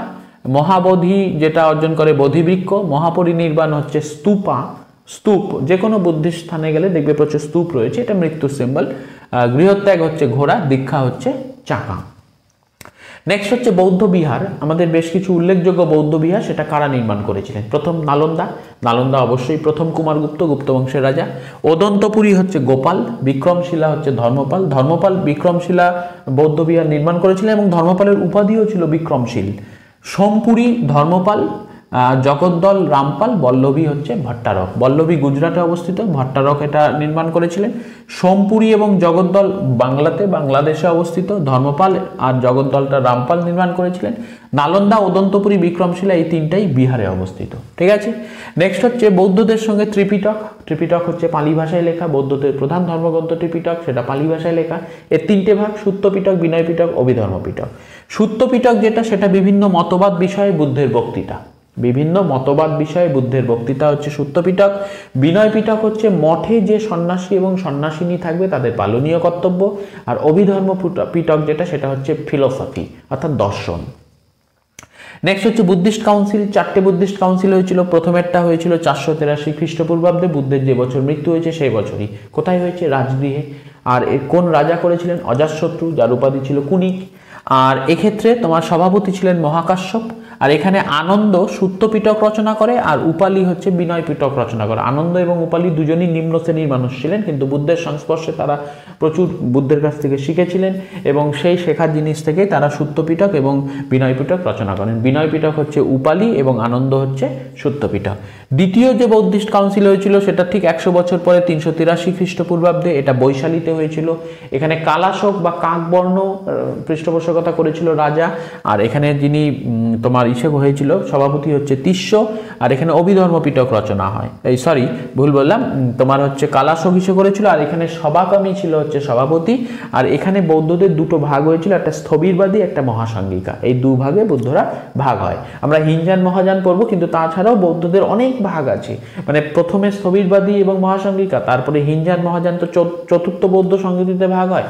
পাল সেন যুগে এসে বৌদ্ধদের অনেক ভাগ হয়, মন্ত্রযান, তন্ত্রযান, সহজযান, এরকম অনেক ভাগে ওরা ভাগ হয়ে যায়। যাই হোক, 3 নম্বর যেটা হয়েছিল সেটা 250 খ্রিস্টপূর্বাব্দে, পাটলিপুত্রে অশোক। আর এই সময় তিস্য ছিলেন সভাপতি, এখানে অভিধর্ম পিটক হয়।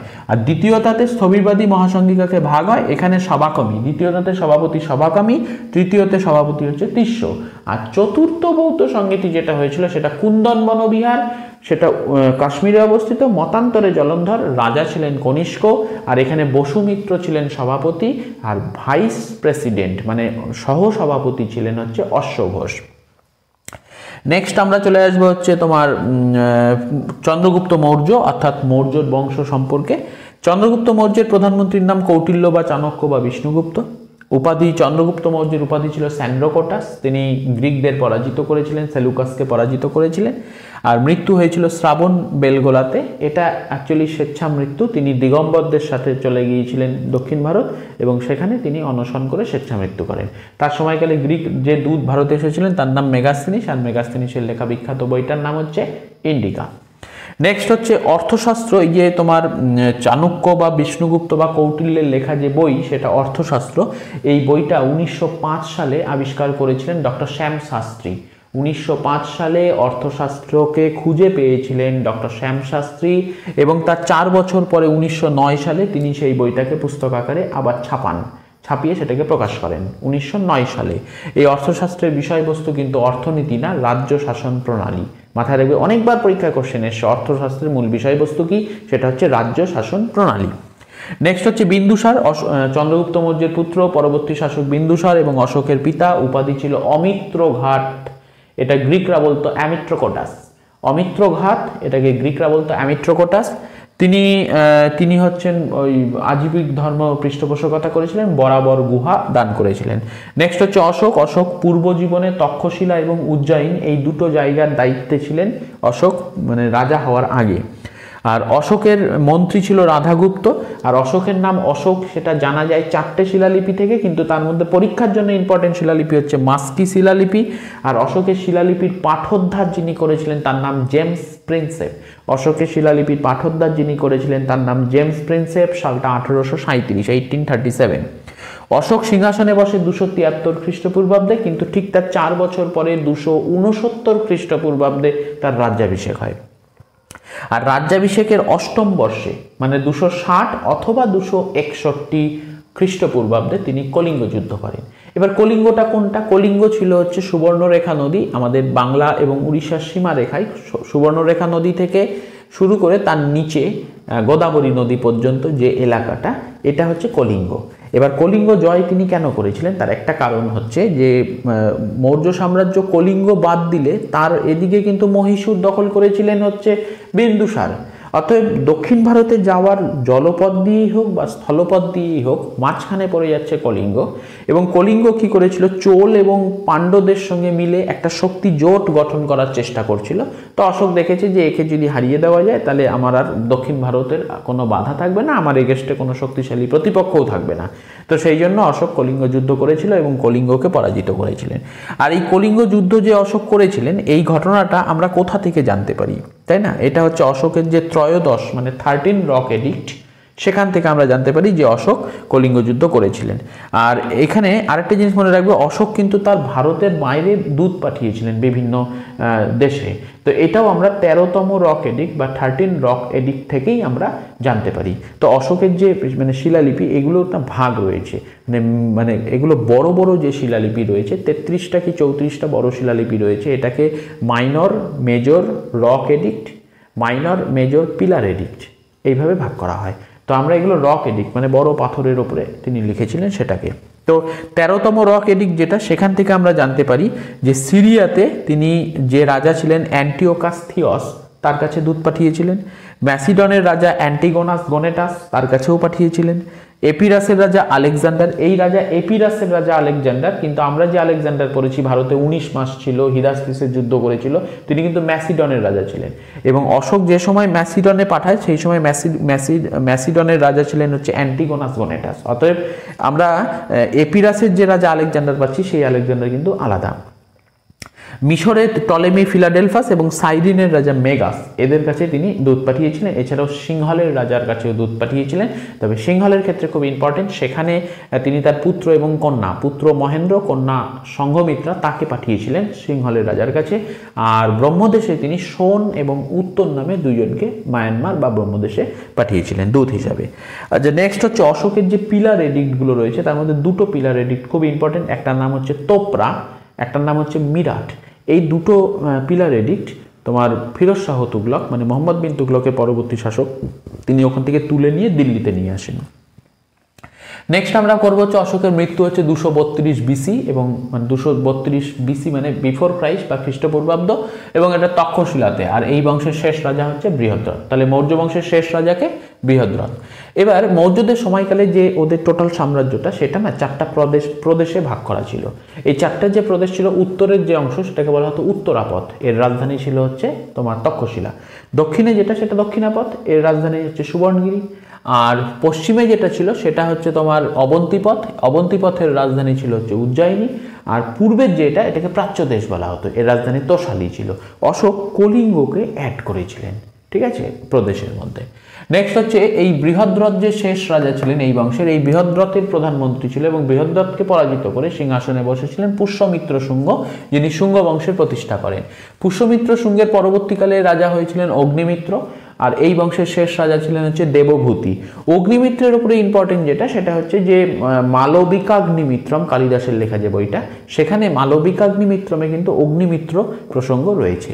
নেক্সট হচ্ছে আমরা এদের দেবভূতির পরে যে নতুন বংশ সেটা হচ্ছে কাহ্ন বংশ। কাহ্ন বংশের প্রতিষ্ঠাতা বাসুদেব এবং শেষ রাজা হচ্ছে সুদর্শন।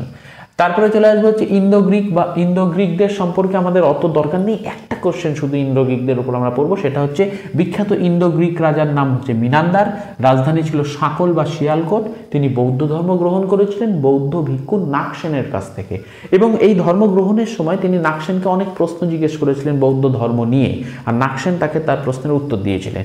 তো এই যে নাগসেনের কাছে বৌদ্ধ ধর্ম নিয়ে মিনান্দার যে জানতে চেয়েছিলেন, বা মিলিন্দ যেটা জানতে চেয়েছিলেন, সেটা নিয়ে নাগসেন একটা বই লিখেছিল, আর সেই বইটা পালি ভাষায় লেখা, তার নাম হচ্ছে মিলিন্দ পঞ্চ হো, মিলিন্দ পঞ্চ হো বা মিলিন্দর প্রশ্ন। নেক্সট হচ্ছে আমাদের শকদেরও অনেক শাখা ছিল, অত দরকার নেই। গুরুত্বপূর্ণ দুটো শাখা, একটা খহরত, একটা কার্দম। খহরত যে শাখা, তাদের রাজধানী ছিল নাসিক, শ্রেষ্ঠ রাজা ছিলেন নহপান।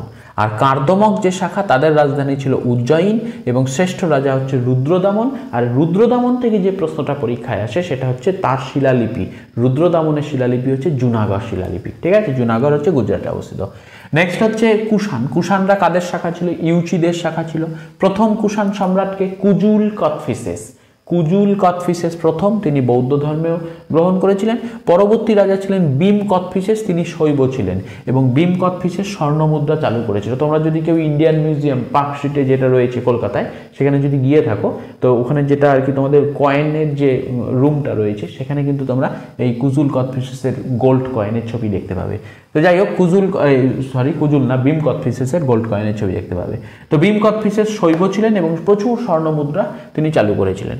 কনিষ্ক হচ্ছে রাজধানী ছিল পুরুষপুর বা পেশোয়ার।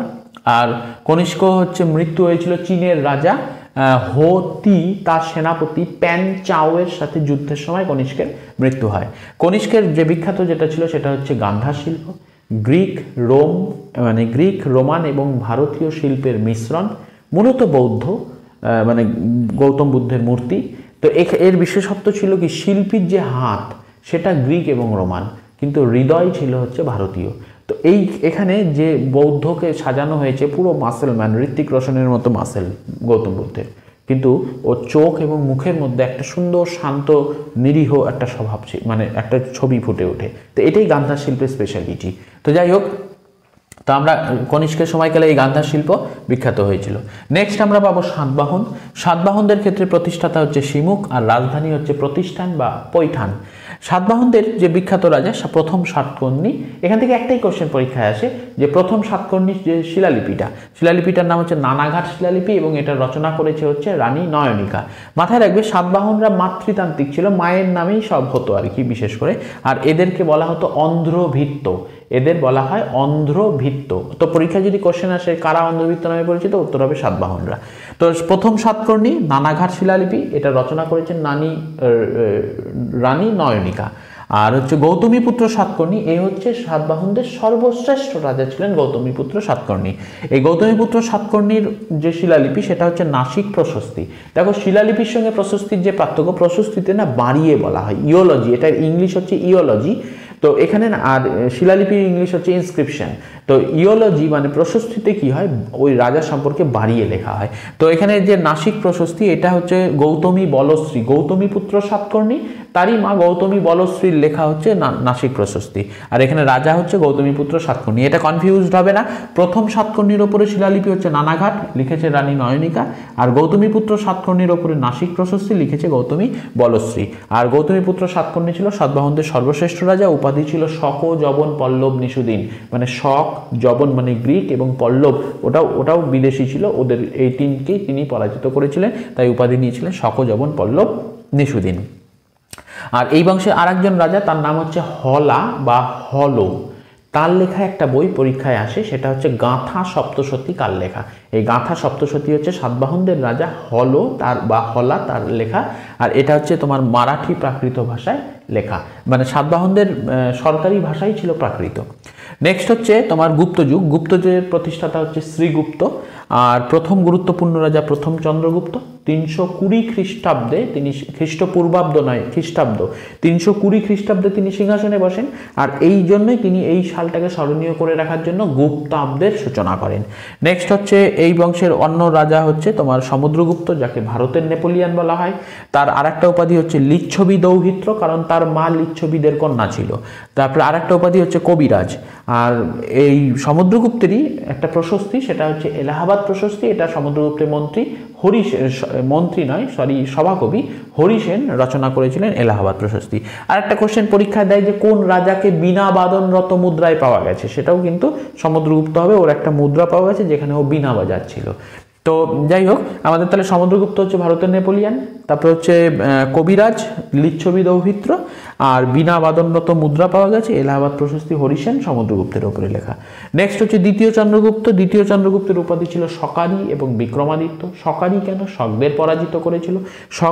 শকরা কোথায় ছিল? পশ্চিম ভারতে। শকদের পরাজিত করে তিনি তার রাজধানী নিয়ে যান উজ্জয়িনীতে। দুটো রাজধানী, গুপ্তদের মেইন রাজধানী পাটলিপুত্র, বিক্রমাদিত্য বা দ্বিতীয় চন্দ্রগুপ্তের আর একটা রাজধানী হয়, সেটা হচ্ছে উজ্জয়িনী। আর উপাধি কি ছিল? শকারি। আর মেহরৌলি লৌহস্তম্ভ, সেখানে যে রাজা চন্দ্রের কথা বলা হয়, সেটাও এই দ্বিতীয় চন্দ্রগুপ্ত। আর ব্রাহ্মণ্য ধর্মের অনুরাগী ছিলেন। তার সেনাপতি আম্রকর্দব, তিনি আবার বৌদ্ধ ছিলেন। আর রাজধানী ছিল পাটলিপুত্র উজ্জয়িনী। সোনার মুদ্রা, সোনা, রূপা এবং তামা 3 ধরনের মুদ্রাই ছিল, কিন্তু গুপ্তদের যে সোনার মুদ্রা সেটার নাম ছিল দিনার, আর এটা বিক্রমাদিত্যের সময়কালে ছিল। আচ্ছা, পর্যটক হিসাবে ফাইয়েন ভারতে এসেছিলেন। ফো কুও কিং, এটা হচ্ছে ফাইয়েনের লেখা। প্রথমে মেগাস্তিনিস, সেটা হচ্ছে চন্দ্রগুপ্ত মৌর্য বংশে। গুপ্তদের ক্ষেত্রে এখানে আসেন হচ্ছে দ্বিতীয় চন্দ্রগুপ্তের সময় ফাইয়েন, যার লেখা বইটার নাম হচ্ছে ফো কুও কিং। আর এরপরে হর্ষবর্ধনের সময়কালে যিনি আসেন তার নাম হিউয়েনসাং, তার লেখা বইটার নাম হচ্ছে শি ইউকি। তো হিউয়েনসাং এর হর্ষবর্ধনের মাথায় রাখবে, ঠিক আছে। মেগাস্তিনিস তো চন্দ্রগুপ্ত মৌর্য, আর ফাইয়েনের সঙ্গে দ্বিতীয় চন্দ্রগুপ্ত। দ্বিতীয় চন্দ্রগুপ্তের রাজসভায় নবরত্ন ছিল, আর এই নবরত্নের মধ্যে কালিদাস ছিল, অমর সিংহ ছিলেন। অমর সিংহের লেখা বইটার নাম অমরকোষ, তিনি লেক্সিকোগ্রাফার ছিলেন, এটা সংস্কৃত ডিকশনারি আর কি। বরাহমিহির পঞ্চসিদ্ধান্ত এবং বৃহৎসংহিতা বিজ্ঞানী ছিলেন। ধন্বন্তরী চিকিৎসক ছিলেন। ঘটকপর হচ্ছে স্থপতি মানে আর্কিটেকচার ছিলেন। শঙ্কু হচ্ছে স্থপতি ছিলেন। খপরনক হচ্ছে জ্যোতিষশাস্ত্র। বররুচি ব্যাকরণবিদ, আর বেতাল ভট্ট হচ্ছে জাদুকর। মোট এই 9 জন ছিলেন হচ্ছে তোমার দ্বিতীয় চন্দ্রগুপ্ত বা বিক্রমাদিত্যের রাজসভায়। নেক্সট উল্লেখযোগ্য রাজা হচ্ছে প্রথম কুমারগুপ্ত, যার উপাধি ছিল হচ্ছে মহেন্দ্রাদিত্য বা হচ্ছে শকরাদিত্য। প্রথম কুমারগুপ্তের উপাধি হচ্ছে মহেন্দ্রাদিত্য বা শকরাদিত্য। তার বিখ্যাত ঘটনা নালন্দা বিশ্ববিদ্যালয় প্রতিষ্ঠা করা। আর একটা বিখ্যাত ঘটনা হচ্ছে তিনি কার্তিক পূজার প্রচলন করেছিলেন। নেক্সট হচ্ছে স্কন্দগুপ্ত। স্কন্দগুপ্তকে ভারতের রক্ষাকারী বলা হয়, কারণ তিনি হুন আক্রমণ প্রতিহত করেছিলেন। কিন্তু তার এই হুন আক্রমণ কিন্তু কুমারগুপ্তের আমলেই তিনি করেছিলেন, স্কন্দগুপ্ত। যাই হোক, ভিতরি শিলালিপি থেকে স্কন্দগুপ্তের সম্পর্কে জানা যায়। ভিতরি শিলালিপি থেকে স্কন্দগুপ্তের সময়কাল সম্পর্কে জানা যায়। আর সুদর্শন হ্রদকে তিনি পুনর্নির্মাণ করেছিলেন। সুদর্শন হ্রদ বহু পুরনো, তো চন্দ্রগুপ্ত মৌর্যের সময়কালে। তো সেই সুদর্শন হ্রদকে পুনর্নির্মাণ করেছিলেন হচ্ছে স্কন্দগুপ্ত। নেক্সট আমরা হুনদের সম্পর্কে পড়ব। এখানে আমাদের একটা প্রশ্নই বারবার পরীক্ষায় আসে, সেটা হচ্ছে হুনদের মধ্যে একজন বিখ্যাত নেতা হচ্ছে মিহির কুল বা মিহির গুল। এই মিহির কুলকে বলা হয় ভারতের এটিলা, আর রাজধানী ছিল সাকল বা শিয়ালকোট। আর নেক্সট হচ্ছে হর্ষবর্ধন 606 খ্রিস্টাব্দে সিংহাসনে বসেন। আর এই সময়টাকে স্মরণীয় করে রাখার জন্য তিনি হর্ষাব্দ মানে হর্ষ অব্দ চালু করেছিলেন। রাজধানী ছিল কনৌজ, উপাধি ছিল শিলাদিত্য এবং সকলোত্তর পথনাথ। সকলোত্তর পথনাথ অ্যাকচুয়ালি তিনি দক্ষিণ ভারতের রাজা, চালুক্যদের রাজা দ্বিতীয় পুলকেশীর সঙ্গে নর্মদা নদীর তীরে যুদ্ধ করেছিলেন, এবং সেই যুদ্ধে কেউ জেতেওনি কেউ হারেওনি। তো তখন হর্ষবর্ধন বলল, মানে বিষয়টাকে খুব সরলীকরণ করো, যেহেতু যুদ্ধে কেউ জেতেনি, তখন হর্ষবর্ধন পুলকেশীকে বলে যে ঠিক আছে, আপনি হচ্ছেন দক্ষিণের পথনাথ, আমি হলাম উত্তরের পথনাথ। তো সেই জন্য হর্ষবর্ধনের উপাধি হচ্ছে সকল উত্তর পথনাথ বা সকলোত্তর পথনাথ, আর দক্ষিণা পথস্বামী এই উপাধিটা হয়ে গেল হচ্ছে তোমার দক্ষিণা পথনাথ উপাধিটা হয়ে গেল হচ্ছে দ্বিতীয় পুলকেশীর। আর একটা জিনিস মাথায় রাখবে, এখানে গন্ডগোল করবে না। হর্ষবর্ধনের উপাধি হচ্ছে সকলোত্তর পথনাথ, আর উত্তরা পথস্বামী এটা কিন্তু ধর্মপালের উপাধি। উত্তরা পথস্বামী উপাধি ধর্মপালের, কিন্তু সকলোত্তর পথনাথ হচ্ছে হর্ষবর্ধনের। গ্রন্থ 3টে লিখেছে, নাগানন্দ, প্রিয়দর্শিকা, রত্নাবলী। আরেকবার বলছি, নাগানন্দ, প্রিয়দর্শিকা, রত্নাবলী, এই 3টে উপাধি লিখেছেন হচ্ছে হর্ষবর্ধন। সভাকবি ছিলেন বাণভট্ট, ধর্ম হচ্ছে শিব এবং সূর্যের উপাসনা করতেন। বাণভট্ট যে তার সভাকবি ছিল, বাণভট্টের লেখা বইটার নাম কি? কাদম্বরী। বাণভট্টের লেখা বইটার নাম হচ্ছে হর্ষচরিত। ঠিক আছে, হর্ষচরিত এবং কাদম্বরী দুটোই হবে। আর হচ্ছে তোমার হিউয়েন সাং হর্ষবর্ধনের সময়কালে ভারতে আসেন, আর হর্ষবর্ধনের সমসাময়িক ছিল হচ্ছে দ্বিতীয় পুলকেশী, অর্থাৎ দ্বিতীয় পুলকেশী, ওখানেও হিউয়েন সাং কিন্তু গেছিলেন। নেক্সট হচ্ছে দ্বিতীয় পুলকেশীর সঙ্গে নর্মদার যুদ্ধ হয়। প্রতি 5 বছর অন্তর তিনি প্রয়াগে, মানে এলাহাবাদের যে প্রয়াগ, সেই প্রয়াগে তিনি প্রতি 5 বছর অন্তর অন্তর দান মেলা বা সন্তোষ ক্ষেত্রের আয়োজন করতেন। দান মেলা মানে রাজা 5 বছর ধরে যা আয় করতেন, ওই বছরের ওই দান মেলায় 5 বছরে একবার দান মেলার আয়োজন হতো। সেখানে তার সাম্রাজ্যের যত প্রজা আছে সবাই আসতো, সবাইকে তিনি অকাতরে সবকিছু দান করে নিজের সর্বস্ব লুট করে, মানে সর্বস্ব তিনি বন্টন করে খালি হাতে ফিরে আসতেন। তো এই জন্য কোনো প্রজা সেখান থেকে মানে দুঃখ নিয়ে যেতেন না, তাই ওটাকে সন্তোষ ক্ষেত্র বলা হচ্ছে। আর 642 খ্রিস্টাব্দে তিনি কনৌজে ধর্ম সম্মেলনের আয়োজন করেন। এটাকে অনেকে বলে পঞ্চম বৌদ্ধ সংগীতি, অনেক জায়গায় মানে উল্লেখ থাকে। তো এটা পঞ্চম বৌদ্ধ সংগীতি ঠিক নয়। এখানে তিনি হিউয়েন-সাংকে ট্রিবিউট করার জন্য, মানে হিউয়েন-সাংকে উৎসর্গ করার জন্য তিনি 642 খ্রিস্টাব্দে কনৌজে ধর্ম সম্মেলনের আয়োজন করেছিলেন। আর নালন্দা বিশ্ববিদ্যালয় হর্ষবর্ধনের সময়কালে সবচেয়ে বেশি গৌরব অর্জন করেছিল নালন্দা বিশ্ববিদ্যালয়। আর সেই সময় নালন্দা বিশ্ববিদ্যালয়ের যিনি প্রিন্সিপাল, মানে বা ভাইস চ্যান্সেলর যাই বলো আর কি, মানে আচার্য যেটাকে বলা হচ্ছে, সেটা কিন্তু শিলভদ্র ছিলেন। আর তাম্রলিপ্ত বন্দর ছিল হচ্ছে বাংলার শ্রেষ্ঠ বন্দর। লাস্ট যেটা, সেটা হচ্ছে শশাঙ্ক। শশাঙ্ক 607, মানে শশাঙ্ক এবং হর্ষবর্ধন একই সময়কালে সিংহাসনে বসে। শশাঙ্ক 607 থেকে 637 পর্যন্ত সিংহাসনে ছিলেন। 607 না, 606ই হবে। শশাঙ্ক 606 থেকে 637 পর্যন্ত সিংহাসনে থাকেন। এর অপর নাম হচ্ছে নরেন্দ্রগুপ্ত। একে বাংলার প্রথম সার্বভৌম রাজা বলা হয়। শশাঙ্ককে বাংলার প্রথম সার্বভৌম রাজা বলা হয়। শশাঙ্কের গৌর ভুজঙ্গ এবং গৌরাধম বলা হয়েছিল।